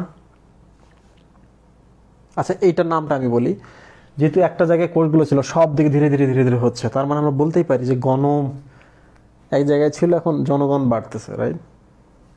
তো এটার নাম হচ্ছে মাস মেরিস্টেম। মাস মানে হচ্ছে ভর বা একটা পিণ্ড, পিণ্ডাকার ধীরে ধীরে বড় হচ্ছে, মাস ভাজক টিস্যু। মাস মানে হচ্ছে ভর, এই যে দেখো এটা ভর, চারপাশেই হচ্ছে। পাতার ক্ষেত্রে দেখো, পাতায় মাঝে মাঝে আমরা খাবার রেখে খাই না, বড় পাতার মধ্যে, কলা পাতার মধ্যে, তো আমরা এটা একটা প্লেট, রাইট? তাহলে এটার নাম কি? প্লেট ভাজক টিস্যু। মাছ ভাজক টিস্যুর ক্ষেত্রে সব তলে বা সব দিকেই বৃদ্ধি হয়েছে। প্লেটের ক্ষেত্রে কোন দিকে হবে? দেখো পাতাটা যেহেতু এদিকে বাড়বে, তার মানে এই দিকে হবে, এদিকে হবে। কয় তলে বিভাজন হলো সুবি ভাই? 2 তলে। তাহলে প্লেট ভাজক টিস্যুতে 2 তলে বিভাজন হবে। ক্লিয়ার? 3, এই যে দেখো এটা শিকড় সরু, তার মানে সে সবসময় এদিকে বাড়তেছে, তাই না? হচ্ছে কি না? তার মানে বর্ধিঞ্চু যে মূল, মানে যে মূলটা বাড়ছে, এখানে একতলে বিভাজন হবে। এই যে আমাদের বুকের মধ্যে কি আছে, পাঁজর আছে, রিব আছে, রিব সরু না? তো এই রিব অনুযায়ী এটা নামকরণ করা হয়েছে। এটাও যেমন রিবের মতো এক তল বরাবর চলে গেছে, ঠিক তেমনি এটা এক তল বরাবর চলে গেছে, এই জন্য এটাকে বলা হয় রিব ভাজক টিস্যু। ক্লিয়ার? তো প্রশ্ন এখান থেকে হয়, সেটা হলো কোষ বিভাজনের ধরন অনুযায়ী ভাজক টিস্যু কয় ধরনের? 3 ধরনের, মাস, প্লেট, রিব। রিব মানে লম্বা বুকের পাঁজর, তার মানে একতলে বিভাজন হচ্ছে। প্লেট মানে হচ্ছে এদিক আর এদিক, 2 তলে বিভাজন হচ্ছে। মাস মানে একটা ভরের জিনিস, তাহলে ধীরে ধীরে বাড়বে, মানে কি সব তলে বিভাজন হবে। রাইট? ভালো করে মনে রাখবা, উদাহরণগুলো দেখবে, যেমন পাতার ক্ষেত্রে এটা হয়। তারপর একবারে হচ্ছে একটা উদ্ভিদের এই যে বাইরে যে ত্বকটা আছে, এই যে ত্বকটা আছে, এটা পাতার মতো পাতলা না? বহিত্বকটা উদ্ভিদের এখানে হয় এটা। আর এই যে রিব কোথায় হবে? বর্ধিঞ্চু মূলে হবে, রাইট? কাণ্ডে হবে না আসলে। এই যে এটা আমরা দেখি যদি, তাহলে মাঝখানে হয় মজ্জা, মজ্জা থেকে কিছু কোষ এইরকম রশ্মির মতো বের হয়ে থাকে, এটা হচ্ছে মজ্জা রশ্মি। তো রশ্মি, রিব দুইটাই তো লম্বা, তাহলে মজ্জা রশ্মিতে হবে। আমি খুব কঠিন কঠিন জিনিস বলে ফেলছি, আমাদের কঠিন জিনিস শেষ, এখন শুধু প্রশ্ন, প্রশ্নের আনসার, প্রশ্ন, প্রশ্নের আনসার। ক্লিয়ার?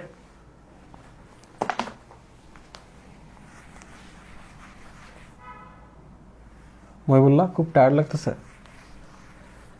অনেস্ট রিভিউ দাও, অনেস্ট রিভিউ।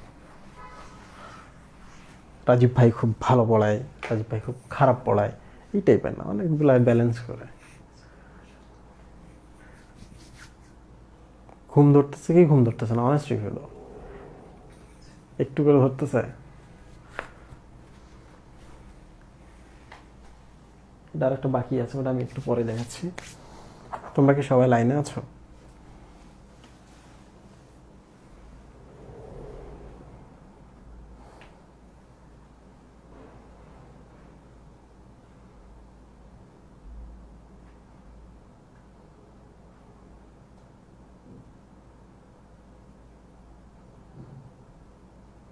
ও, আজকে তো ব্রেকের কথা ভুলেই গিয়েছি। আচ্ছা, ব্রেকের পর আমরা যতটুকু পারবো আমরা টেনে যাব ইনশাআল্লাহ। 6 মিনিট ব্রেক। হ্যাঁ, আচ্ছা, 6 মিনিটের ব্রেক দিই। তোমরা অবশ্যই যাবে না, আমি কিন্তু কোশ্চেন লিখে রাখছি, এই প্রশ্নগুলো আসবে। ব্রেকের পর আমরা 10 মিনিটের মধ্যে এই অংশটুকু শেষ করে ফেলবো, তারপরে এই অংশ ক্লাস শেষ। অবশ্যই কেউ যাবা না।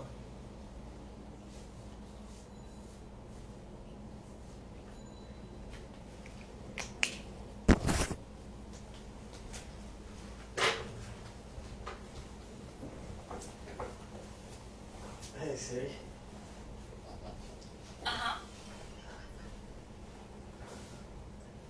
Wake me up after 6 minutes.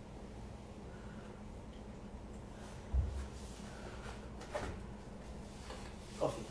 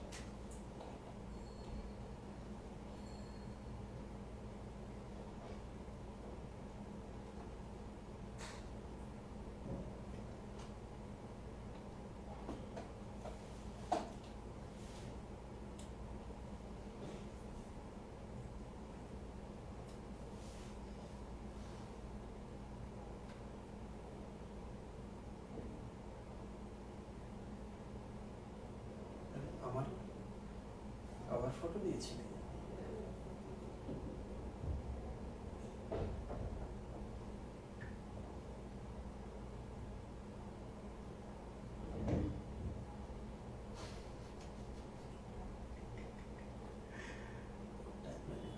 কি দিয়েছিলি?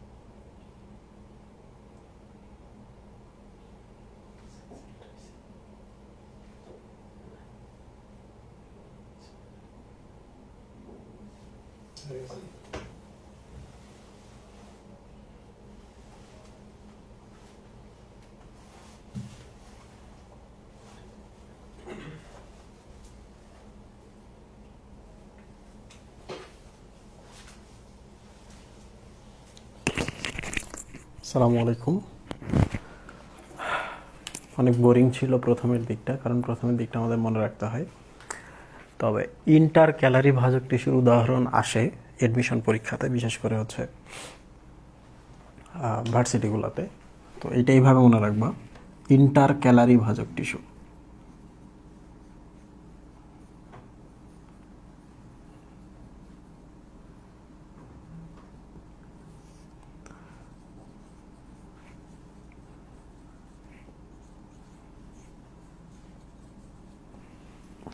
ঘোড়ায় ঘাস পেল কিংবা হচ্ছে ঘাস পেল ঘোড়া, এটা মনে রাখবা। এটা হচ্ছে ইন্টার ক্যালারি ভাজক টিস্যুর উদাহরণ, পরীক্ষায় আসে। ঠিক আছে, ঘাস মানে হচ্ছে ঘাস জাতীয় উদ্ভিদ।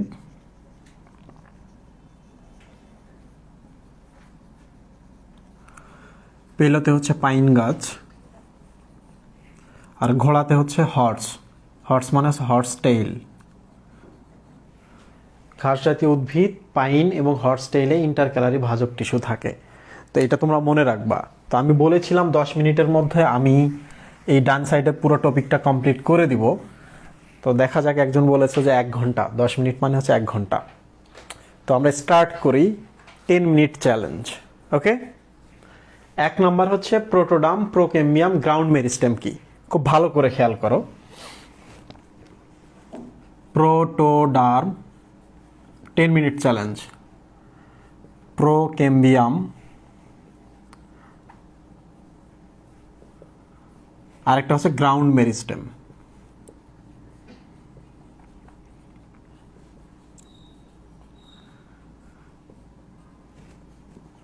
মানে একটা ভাজক টিস্যু কি কি করবে এটার আমরা হচ্ছে শ্রেণী বিভাগ পড়ছি। ক্লিয়ার? তো কাজ অনুসারে ভাজক টিস্যু 3 ধরনের। কাজ অনুসারে প্রোটোডার্ম, প্রোকেম্বিয়াম, গ্রাউন্ড মেরিস্টেম। দেখো ব্যাপারটা কিন্তু খুব সহজ। ডার্ম মানে হচ্ছে কি? ত্বক। তার ডার্ম মানে হচ্ছে ডার্মিস, তাহলে একটা উদ্ভিদের ত্বকের কথা বলা হয়েছে। প্রোটো মানে হচ্ছে ভেরি আর্লি বা আদি।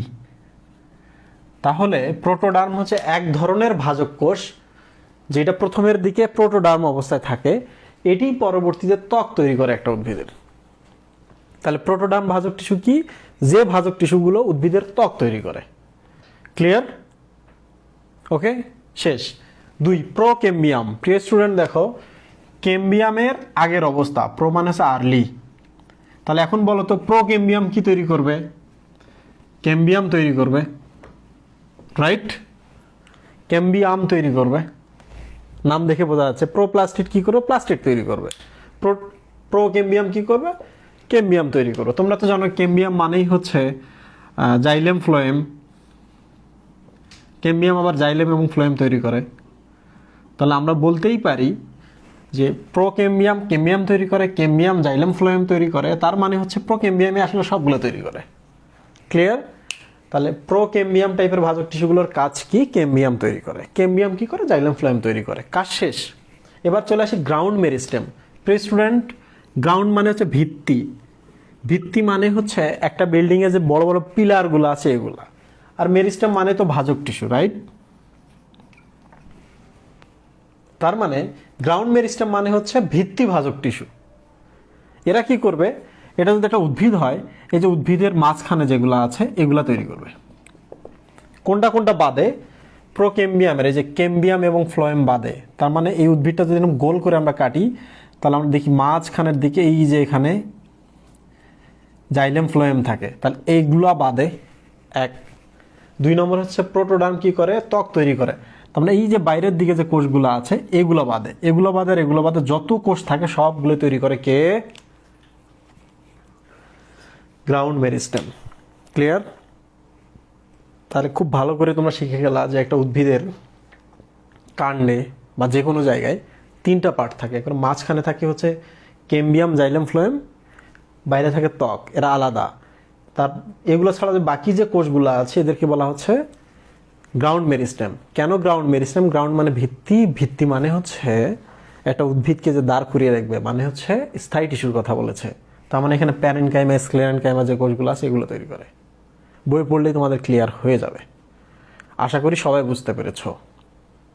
ওকে, শেষ। তার মানে উদ্ভিদের যে মাঝখানটা, এই যে এগুলাতে যে কোষগুলো থাকে, বাইরের দিকে এই কোষগুলো যেগুলো থাকে এদেরকে মজ্জা এবং কর্টেক্স বলা হয়।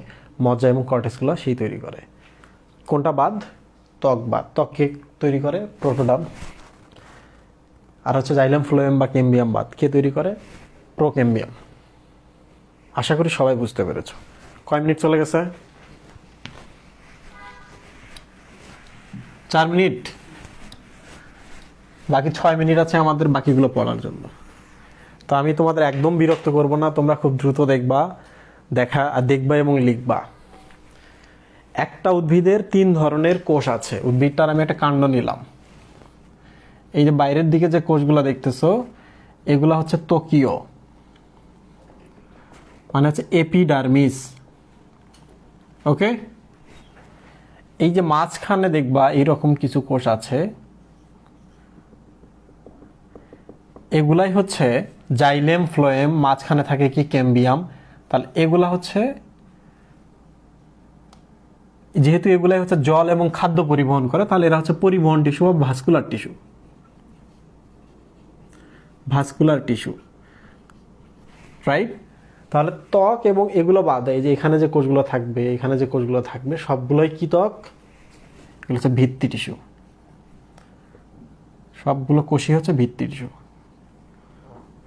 বা গ্রাউন্ড টিস্যু।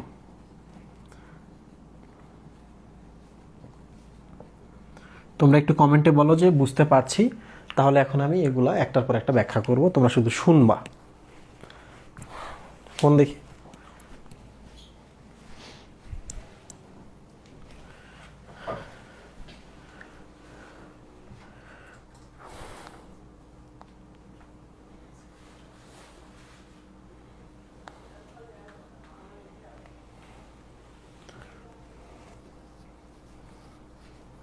পোর্ট্রেট করে দেখেন।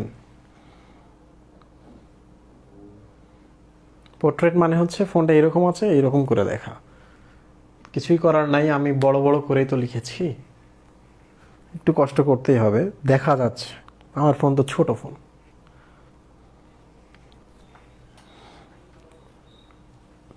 ছয় মিনিটে হবে না, সময় নিয়ে বোঝান, শুনতে পাচ্ছি। তোমাদের কি মনে হয় যে আমি 10 মিনিট বলেছি মানে 10 মিনিট? জীবনেও না, জীবনেও না। এখন আমি একটা একটা করে ব্যাখ্যা করে বোঝাবো। আচ্ছা, তার মানে একটা উদ্ভিদে কয় ধরনের ভাজক টিস্যু থাকে বা কয় ধরনের টিস্যু থাকে? 3 ধরনের টিস্যু থাকে। ত্বকের দিকে ত্বকীয় টিস্যু বা এপিডার্মাল টিস্যু, মাঝখানে এগুলো কি ভিত্তি টিস্যু বা গ্রাউন্ড টিস্যু। এগুলো উদ্ভিদটাকে হচ্ছে দাঁড় করিয়ে রাখে, খানা পিনা সঞ্চয় পরিবহন করে, সব কিছুই করতেছে, দৃঢ়তা দিচ্ছে, এগুলো ভিত্তি।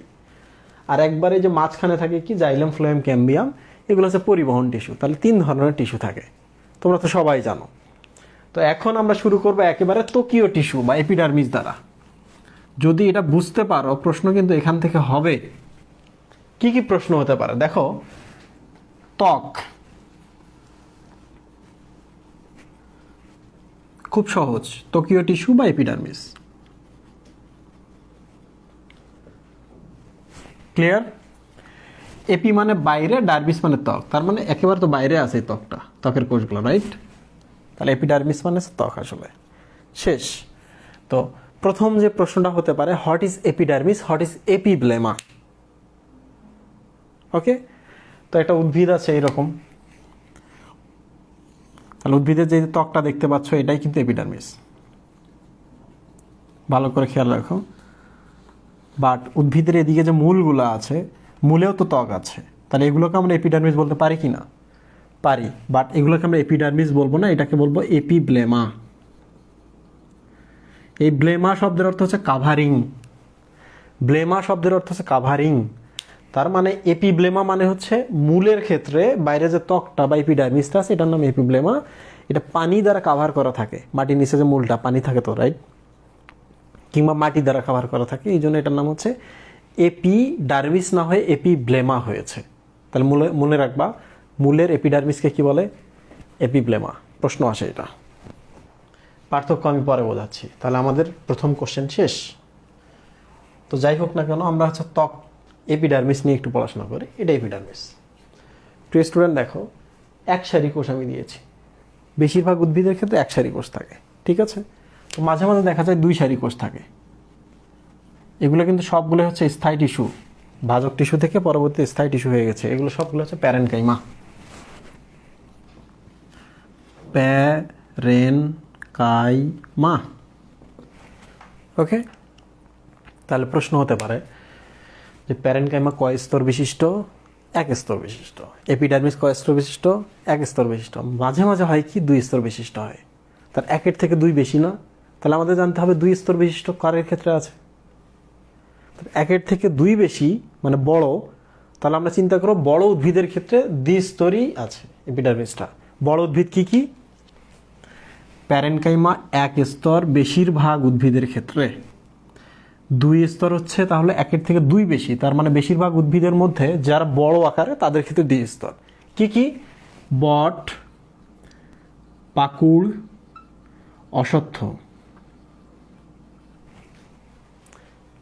মনে থাকবে মাঝে মাঝে তিন স্তরেরও দেখা যায় এইরকম, তিন স্তর বিশিষ্ট এপিডার্মিস বা তিন স্তর বিশিষ্ট প্যারেনকাইমা কোষ দ্বারা তৈরি এপিডার্মিস, তার মানে তিন স্তর। মনে রাখবা করবি, করবি গাছের ক্ষেত্রে তিন স্তর। খুব মজার ব্যাপার দেখো, ক র ব সবগুলোই কিন্তু আসলে ব ব এবং ব, তিনটা ব আছে এখানে। তাহলে করবিতে তিনটা ব আছে, তাহলে করবিতে তিন স্তর বিশিষ্ট ত্বক আছে, তিন স্তর বিশিষ্ট প্যারেনকাইমা কোষ দ্বারা তৈরি ত্বক। ক্লিয়ার? তো আশা করি সবাই বুঝতে পেরেছো। তাহলে এই কোশ্চেনটাও শেষ। প্রশ্ন হয় এখান থেকে, প্রশ্ন হতেই পারে যে এটা একটা গাছের ত্বক, গাছের ত্বকে যদি ছিদ্র থাকে বিপদ না? বিপদ কিনা?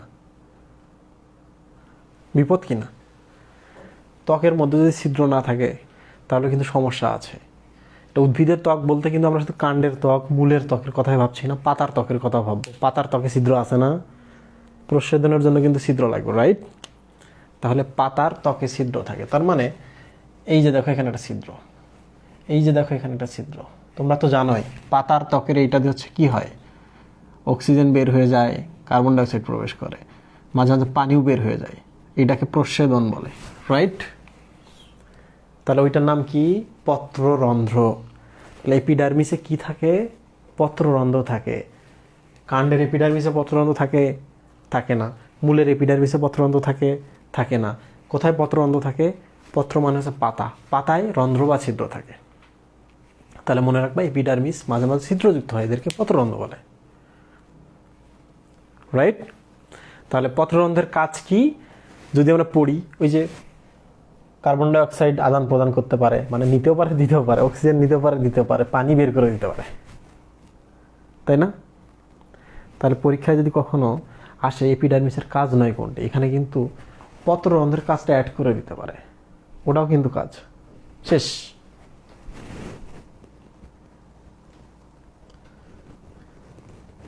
আচ্ছা এখন বলো তো,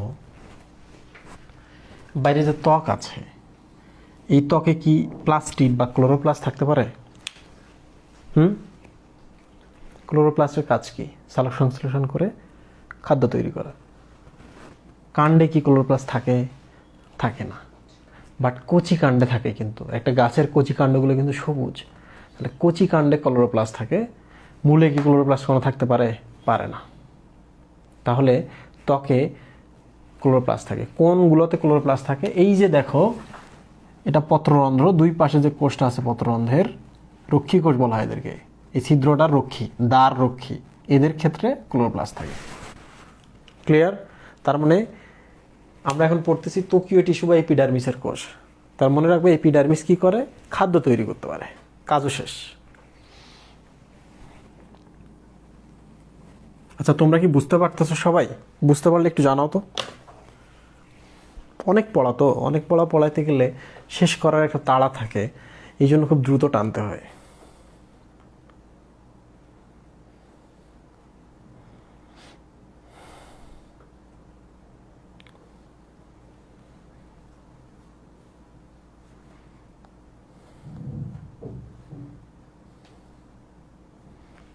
কামরুন্নাহার আনিকা বলেছ ব্লেমা কি? তার আগে জানতে হবে এপিডার্মিস কি। কাণ্ড এবং পাতার ত্বককে বলা হয় এপিডার্মিস। এপি মানে বাইরে, ডার্মিস মানে ত্বক, তাহলে বাইরের ত্বকটাকে এপিডার্মিস বলে। মূলের ক্ষেত্রে এপিডার্মিস না বলে এপিব্লেমা বলে। ব্লেমা শব্দের অর্থ হচ্ছে কাভারিং, পানি কিংবা মাটির কাভারিং। মূলের ত্বকের উপরে তো পানি থাকে। আচ্ছা এবার চলে আসি আমরা, একটা উদ্ভিদ বাইরে দাঁড়ায় আছে, মাটির নিচে যেগুলো আছে ওগুলোর কথা বাদ।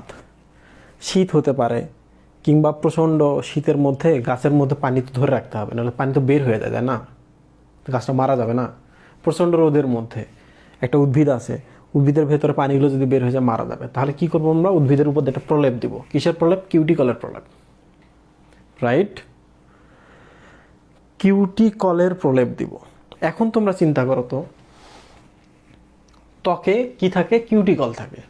কোন ত্বকে কিউটিকল থাকে? মূলের ত্বকে না বাইরে পাতা এবং কাণ্ডের ত্বকে? পাতা এবং কাণ্ডের ত্বকে, কারণ এগুলো তো মাটির বাইরে, মাটির ভেতরে যে আছে ও তো আর পানি বের হয় নাই, কারণ ও তো পানি শুধু নেয়, তাই না? তাহলে খুব ইম্পর্টেন্ট এটা জিনিস মনে রাখবা যে মূল এবং পাতার ত্বকে কিউটিকল থাকে, পাতা এবং কাণ্ডে, পাতা কাণ্ডে কিউটিকল থাকে, কিন্তু মূলের ত্বকে কোনো কিউটিকল থাকে না। খুব ইম্পর্টেন্ট এটা।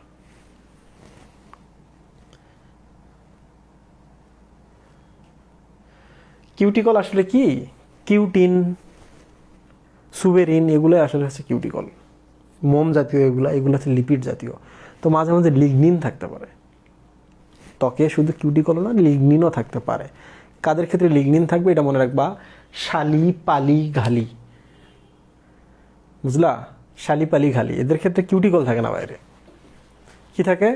লিগনিন।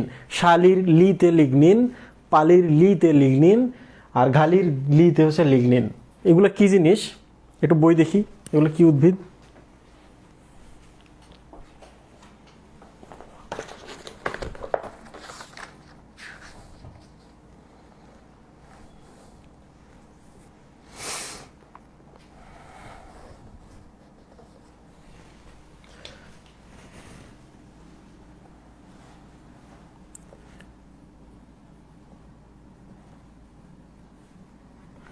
ঘাস। পাতে হচ্ছে ঘাস, 2 নম্বর হচ্ছে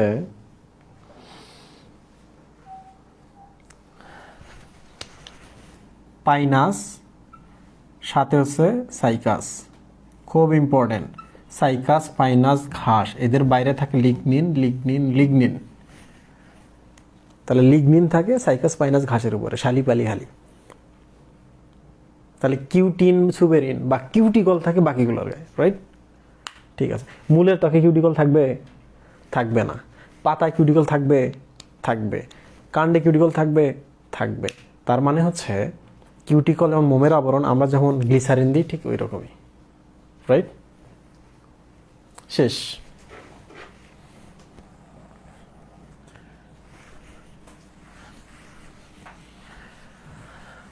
আচ্ছা, তোমাদের কি অ্যান্থোসায়ানিনের কথা মনে আছে? অ্যান্থোসায়ানিন আমি ফার্স্ট ইয়ার সেকেন্ড ইয়ারের যে একাডেমিক কোর্স আছে ওখানে পড়িয়েছি যে পাতায় থাকে অ্যান্থোসায়ানিন।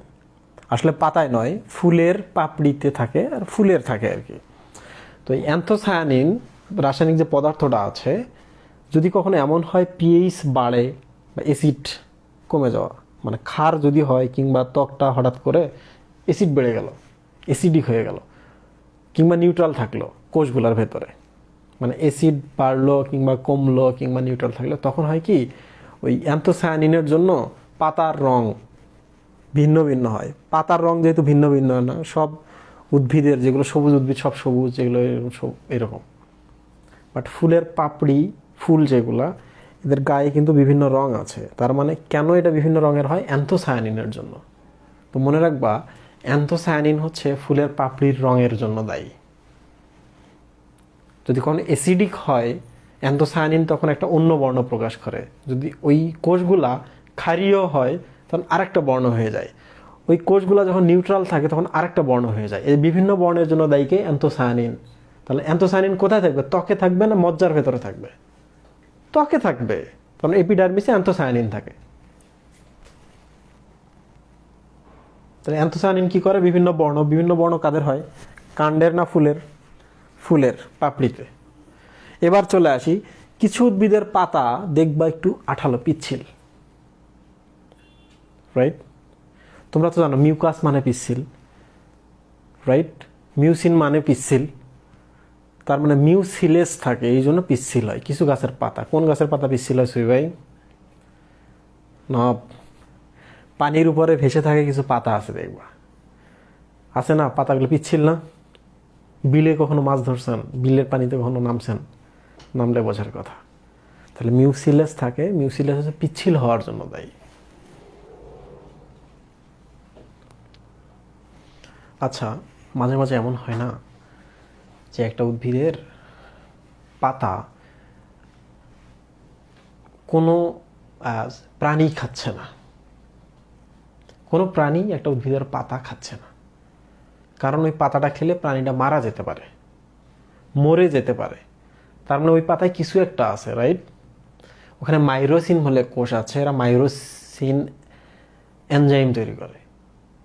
তাহলে মাইরোসিন এনজাইম থাকে যারা মারা যাওয়ার জন্য দায়ী।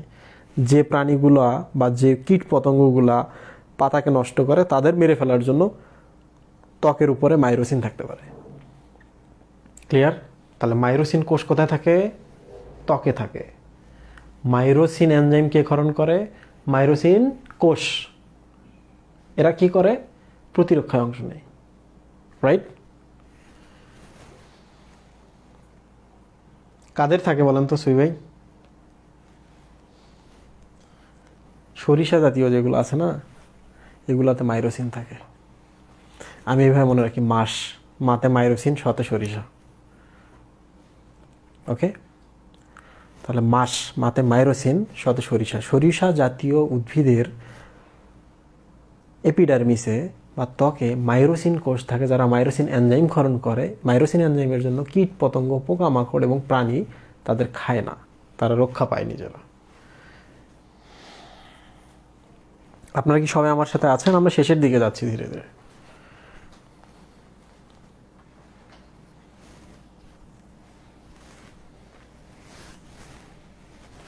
তুর্য প্রশ্ন করেছো, নিম্ন শ্রেণীর প্রাণীরা বোঝে কিভাবে এইসব উদ্ভিদ তাদের জন্য ক্ষতিকর? প্রথম কথা হচ্ছে, নিম্ন শ্রেণী কাদের বলতেছো? গরু, ছাগল, হাঁস, মুরগি?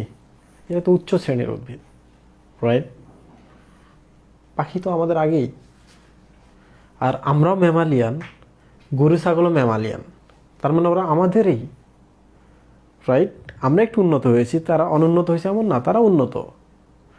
তো তোমরা তো প্রাণীর আচরণ চ্যাপ্টারটা পড়ে আসছো, তোমাদের তো জানার কথা হেরিঙ্গাল পাখির বাচ্চারা কিভাবে বোঝে যে মায়ের, কিভাবে মাকে আমরা যদি মোটিভেশন দেই, কিভাবে মা খাদ্য রিলিজ করবে, রাইট?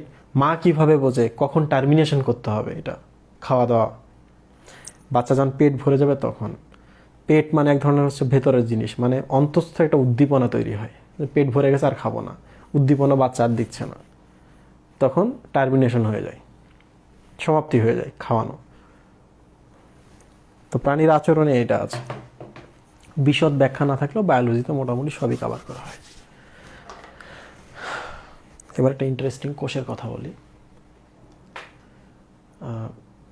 গম গাছের পাতার কথা চিন্তা করেন ছবি ভাই। গম গাছের পাতা কি হয় যে একটু যদি রোদ হয় পাতাগুলো একটু নিচু হয়ে যায়। কিছু দেখবেন টবে গাছ আছে, পাতাগুলো এরকম ছিল, রোদের সাথে সাথে এরকম হয়ে গেছে, হয় না? পাতাগুলো পেঁচায় যায় না, কেন হয়? এর স্পেশাল একটা কারণ হচ্ছে বুলি ফর্ম কোষ।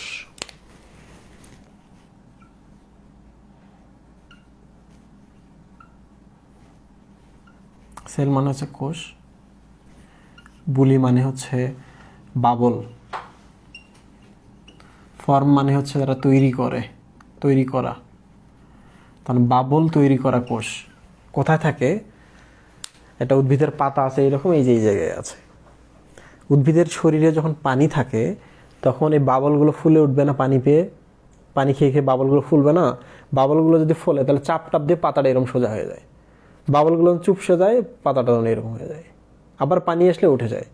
তো দুপুরবেলার কথা ভাবেন, বাবলগুলোর ভেতরে সকালে পানি ছিল, পানি থাকার ফলে পাতাগুলো এরকম হয়ে গেছে। এখন দুপুরবেলা হঠাৎ করে যেটা হচ্ছে, সূর্যের আলো বাড়তেছে। সূর্যের আলো বাড়লে কী হবে? প্রস্বেদন বাড়বে, রাইট? প্রস্বেদন যদি বাড়া শুরু করে সূর্যের আলো পাইলে, তার মানে খালি পানি বের হওয়া শুরু হবে, তখন গাছে তো মারা যাবে। তখন হয় কি, বাবলের কোষের পানিগুলো যখন শেষ হয়ে যায়, বাবলগুলো যখন চুপসে যায়, পাতাটা তখন এরকম হয়। পাতা যখন ছোট হবে, পাতার কিন্তু আয়তনটা কমে গেল। পাতার আয়তন যদি কমে যায়, সূর্যের আলো কম পড়বে। সূর্যের আলো যদি কম পড়ে তাহলে পানির পরিমাণ কম বের হবে, রাইট? সহজ জিনিস না এটা? তাহলে বুলি ফর্ম কোষ কোথায় থাকে? ত্বকের কোষে থাকে। ওকে, তাহলে বুলি ফর্ম কোষ কাদের থাকে? গম গাছে থাকে, ভুট্টা গাছে থাকে, আখ গাছে থাকে। খুব ভালো করে মনে রাখবা, গম, ভুট্টা এবং আখ, এদের বুলি ফর্ম কোষ আছে, বাবল তৈরিকারী কোষ।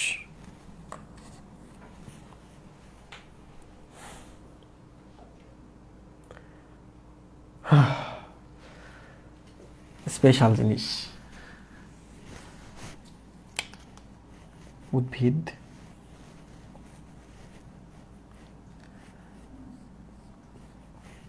মূল। ওকে সই ভাই, তো মাঝে মাঝে দেখা যায় উদ্ভিদের গায়ে এরকম সুতার মতো ছোট ছোট থাকে, এগুলো কিন্তু আমরা দেখতে পাচ্ছি, বাট ভালো করে কিন্তু দেখা কম যায়, থাকে না? তো আমরা এগুলাকে কি বলতে পারি? রোম বলতে পারি না, চুলের মতো, কিংবা ট্রাইকোম বলতে পারি না। ট্রাইকোম মানেই কিন্তু হেয়ার লাইক প্রজেকশন, চুলের মতো। তোমরা দেখো চুলের মতো হয়েছে, মূলেও থাকে এরকম। ক্লিয়ার? তো স্পেশাল জিনিস পড়তে হবে, সেটা হচ্ছে এপিডার্মিসের একটা উপাদান হচ্ছে রোম। কাণ্ডে থাকলে কাণ্ডরোম, মূলে থাকলে মূল রোম। দুইটার মধ্যে পার্থক্য কি এটা আমাদের জানতে হবে, এটা পরীক্ষায় আসে। সেটা হলো এদের কিউটিকল থাকবে সুই ভাই, কিউটিকল থাকবে, এদের থাকবে, এদের কিউটিকল থাকবে, কিউটিকল থাকবে না। ওকে, 2 নম্বর, এরা যেহেতু বাইরে আছে তাহলে সহজে এরা খুব ভালো বৃদ্ধি পাবে, ঠিক কি না? তার মানে এই যে মূল লোমগুলা যদি আমি একটা জুম করে দেখাই এটা, তাহলে এরকম এরকম হতে পারে, এককোষী হতে পারে। 2 নম্বর হচ্ছে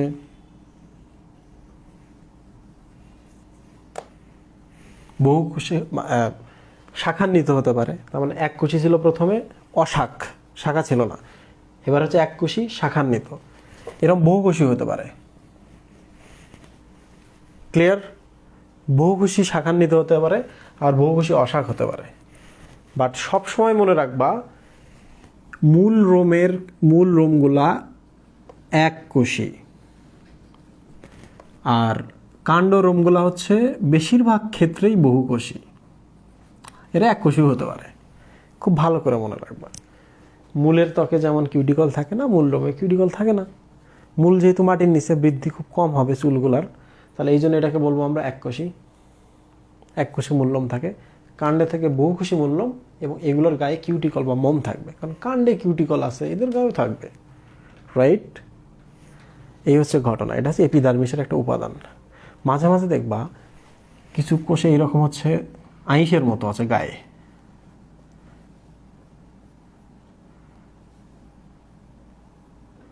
আইসের মতো থাকে না সুই ভাই কিছু উদ্ভিদের গায়ে? আইস থাকে না? আচ্ছা আইস বাদ দেন, মনে হচ্ছে কাভারিং আছে কিনা? কাভারিং মানে হচ্ছে কোনো কিছুর গায়ে দিয়ে আছে। তো এইটা হচ্ছে উদ্ভিদের পার্শ্ব বরাবর যেহেতু থাকছে, এই জন্য এদেরকে আমরা বলবো কোল্যাটেরাল।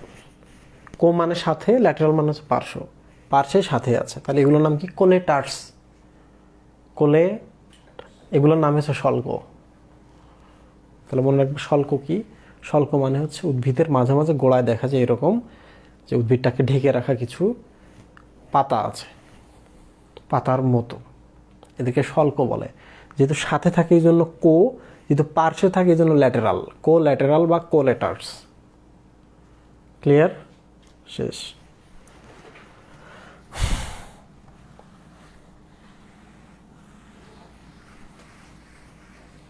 আরেকটা স্পেশাল জিনিস, সেটা হচ্ছে মাঝে মাঝে এখানে কিছু কোষ থাকে, এগুলো থলি,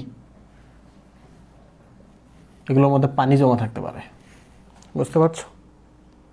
তো যাই হোক না কেন, পড়লেই তোমাদের ক্লিয়ার হয়ে যাবে। আমি মোটামুটি অনেকটাই পড়িয়েছি তোমাদের, বাকিগুলো হচ্ছে মুখে বলার মতো। তোমরা একটু আমারে বলো যে তোমরা আমার কথা বুঝতে পারছো কি না। তোমাদের কি আরও একটা ব্রেক লাগবে? ব্রেক লাগবে এদের?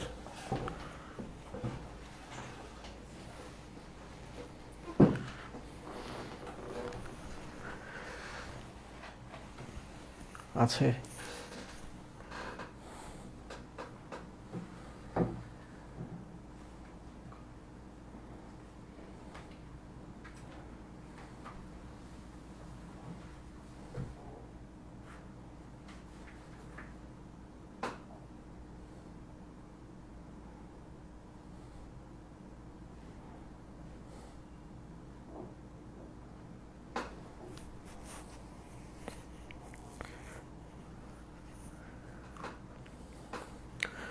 তুর্য বলেছ ইন্ডিয়ান সাঁতরা পাবলিকেশনসের বইয়ে অনেক ডিটেইল বায়োলজি পড়াশোনা, যেগুলো আমরা বাস্তব জীবনে বিস্তৃতভাবে কাজে লাগাতে পারি, আর আমাদের বই পড়তে গেলে মাথা ঘুরে ইংলিশ থেকেও কঠিন লাগে।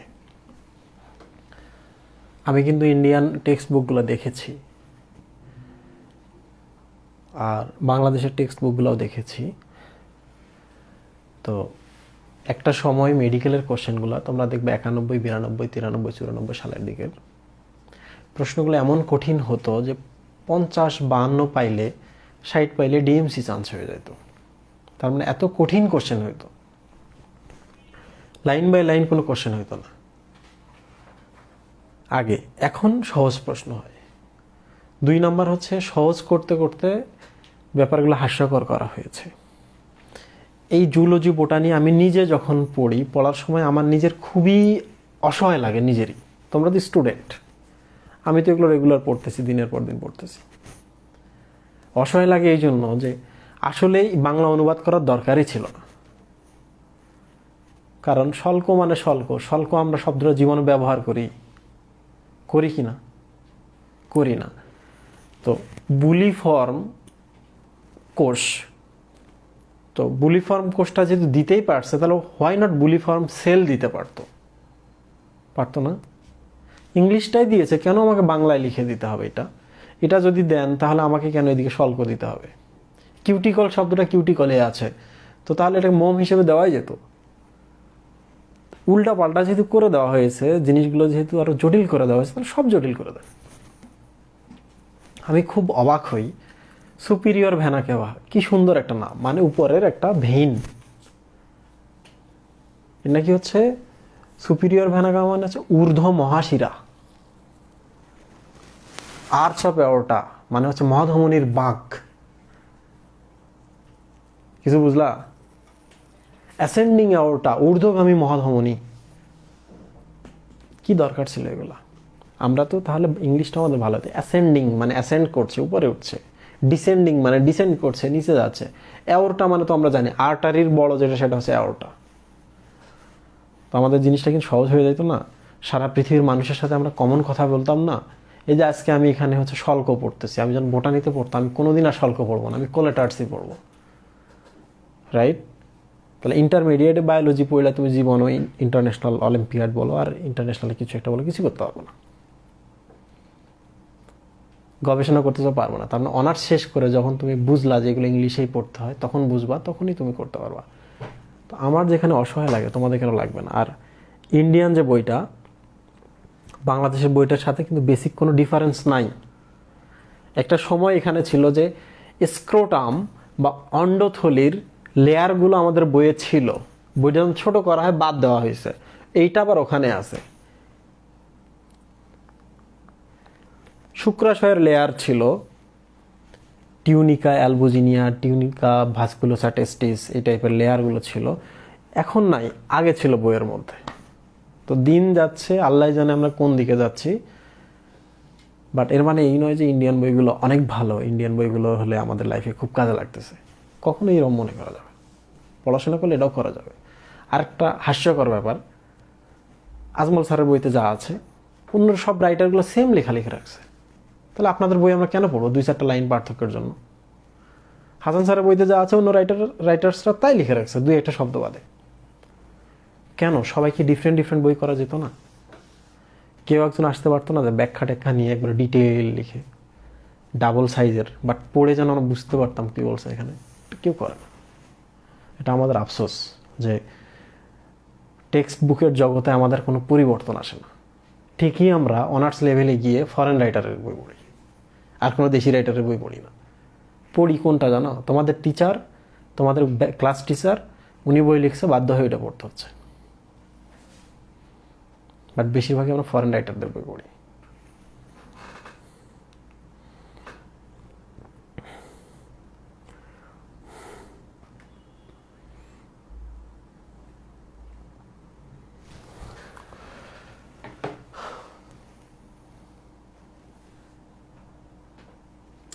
আচ্ছা, আমি যদি তোমাদের 10 মিনিট সময় নিই, 10 মিনিটসের মধ্যে যতটুকু পারি পড়িয়ে শেষ করি, কারণ এই চ্যাপ্টারটা আমি আরেকদিনই শেষ করব। 3 দিন পড়ানো যেতই, বাট কিছু চ্যাপ্টার আছে পড়লে বোঝা যায়, তোমরা নিজেরাই পড়লে বুঝতে পারবা কেন তাহলে আমি এটা 3 দিন সময় নেব, রাইট? 4 দিন যদি আমি এটা পড়াইতাম, আমি খুব ভালো করে পড়াইতাম, একটু মজা টজা করে পড়াইতাম, কিছু গল্প গুজব করা হইতো। বাট 2 দিনের মধ্যে পড়াইতে গিয়ে গল্প গুজবের কোনো সুযোগ নেই। 10 মিনিট সময় নিচ্ছি, কাউন্ট করো, সিরিয়াসলি 10 মিনিট পড়াবো, কাউন্ট করো।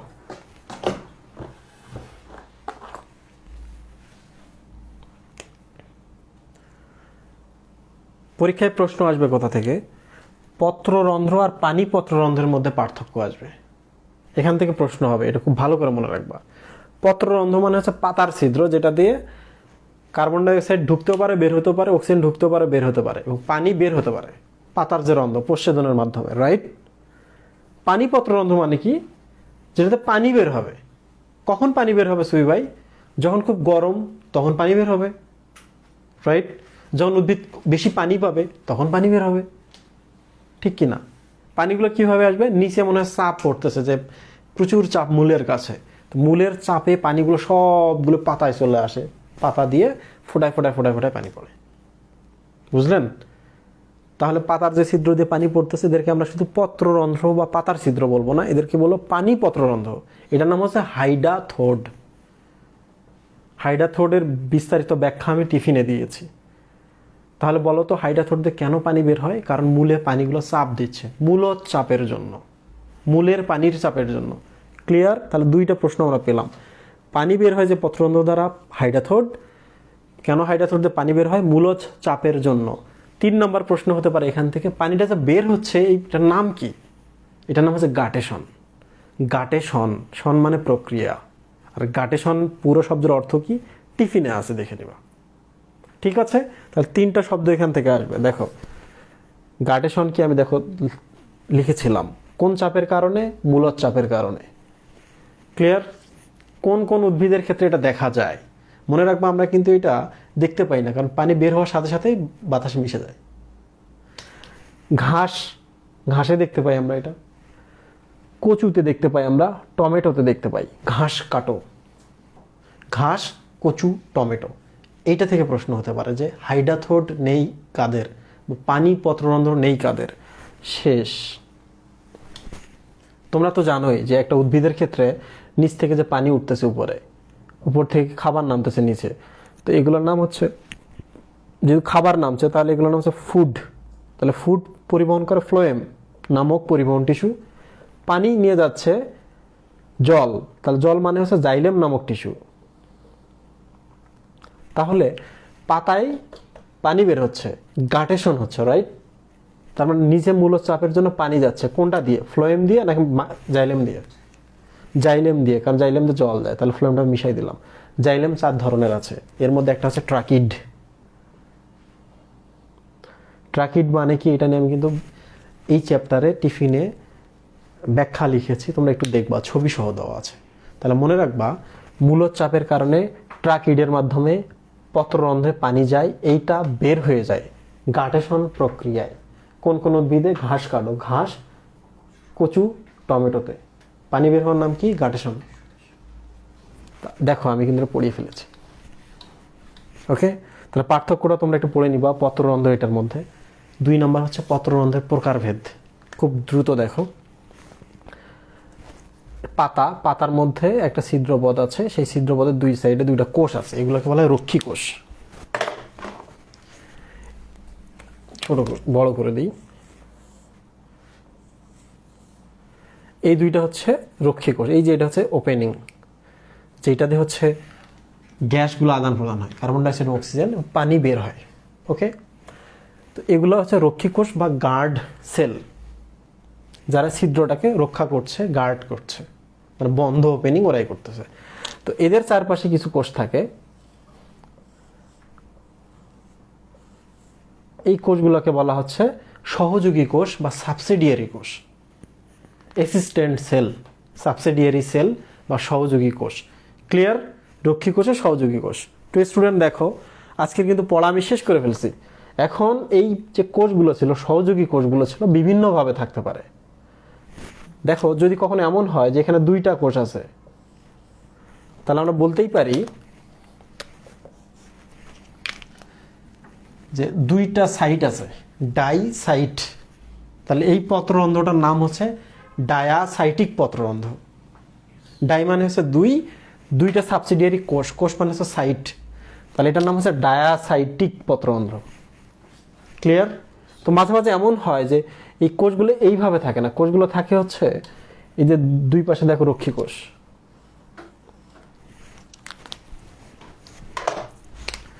একবারে রক্ষী কোষের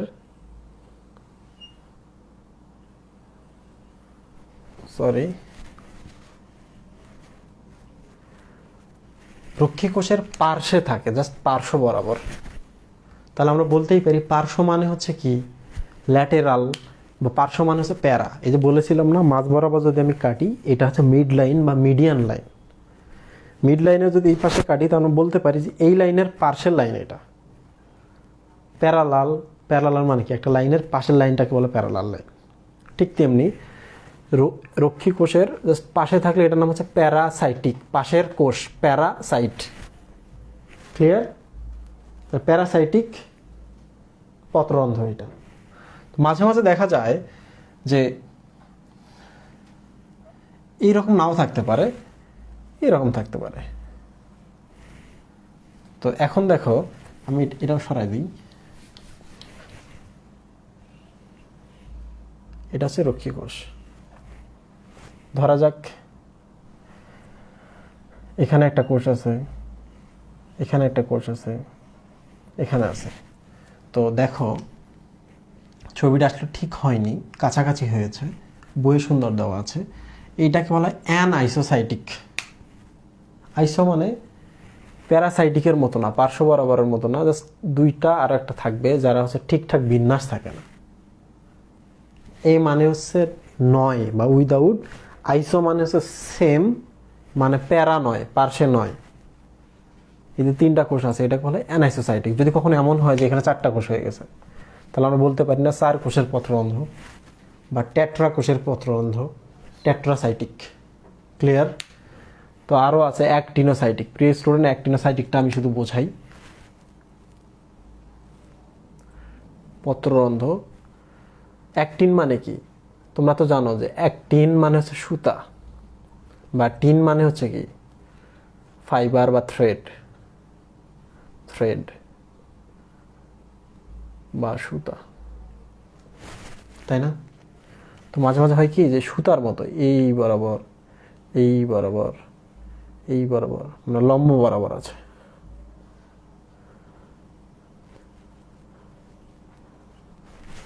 সুতার মতো রেডিয়াল বলা হয় এটাকে, কেন্দ্র থেকে মানে কাইন্ড অফ হচ্ছে পরিধির দিকে।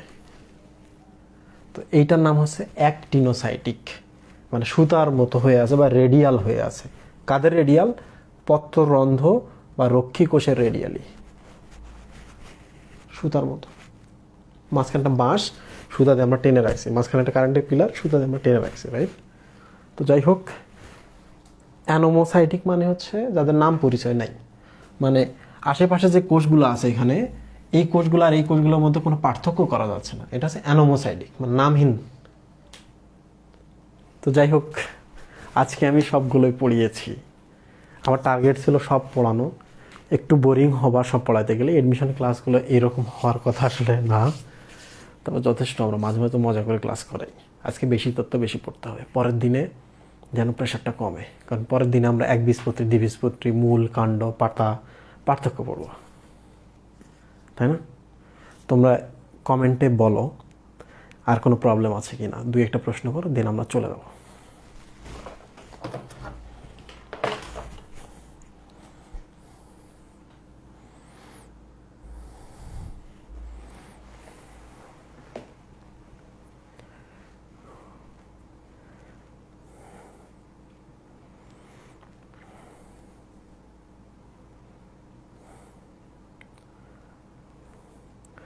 ভাই আপনি বোটানি বই লেখেন, টিফিনকে কি তোমাদের বই মনে হয় না?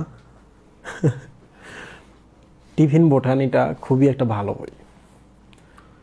তো প্রথম এডিশন, তো প্রথম এডিশনে চাইলেও আমি অনেক ইনফরমেশন দিতে পারি নাই, কিন্তু 2 বছর 3 বছর পর তোমরা যখন অনার্স পড়বা, হঠাৎ করে দেখবা রাস্তায় চলতে চলতে টিফিন বইয়ের সাথে দেখা, আরে রাজীব ভাইয়ের বই, তো রাজীব ভাইয়ের কাছে তো পড়ছি, দেখি একটু বইটা খুলে দেখবা, বইটা অনেক সুন্দর হয়ে গেছে, তাই না?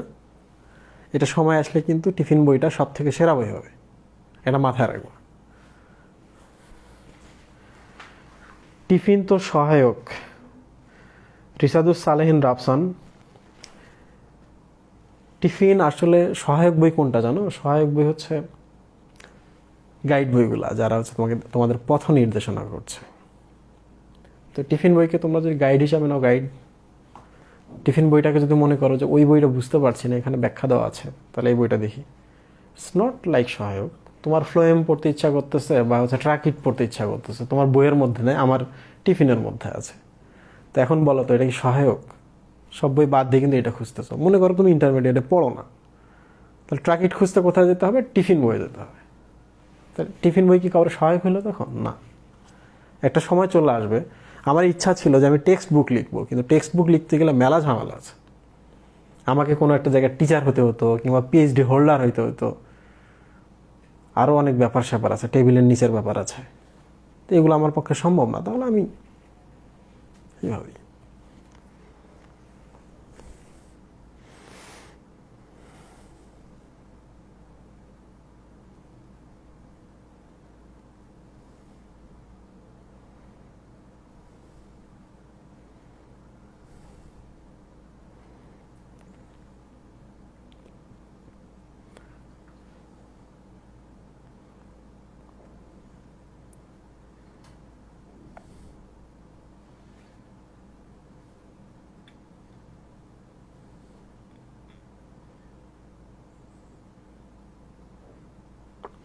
আয়দা ইসলাম অনেকগুলো প্রশ্ন করেছো।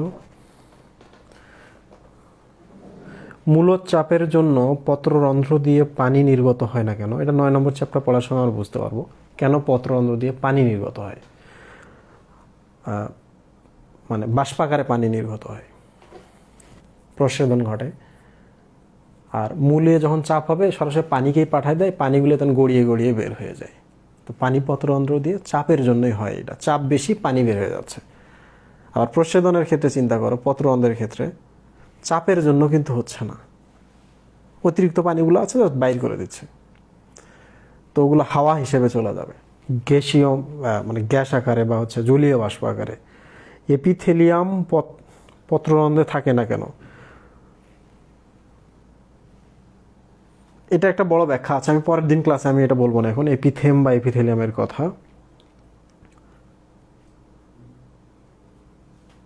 খনিজ লবণের মুক্তি পানি পত্ররন্ধ্র দিয়ে কেন, পত্ররন্ধ্র দিয়ে নয় কেন? এটাই শুধু বলি। খনিজ লবণ তো পানিতে দ্রবীত অবস্থায় থাকে, তাহলে আমি যদি গাছ থেকে পানিটা ঢেলে বাইর করে দিই, তাহলে পানি লবণ দুইটাই বের হবে, রাইট? বাট গাছ থেকে যদি আমি বাষ্পাকারে পানিটা বাইর করে দিই, তাহলে ওই পানির সাথে কি লবণ উড়ে যাবে? লবণ কি উড়ে যায়? যায় না। তাহলে বাষ্পাকারে যায় বলে পত্ররন্ধ্র দিয়ে পানি লবণ যেতে পারে না। পানি পত্ররন্ধ্র দিয়ে পানি তরল হিসেবে যায় বলে তরলের সাথে লবণ চলে যায়। এই হচ্ছে ঘটনা। তো আজকের ক্লাস এই পর্যন্তই। ভালো থাকো, সুস্থ থাকো, আর সব সময় সাবধানে থাকো। ঠিক আছে? আল্লাহ হাফিজ।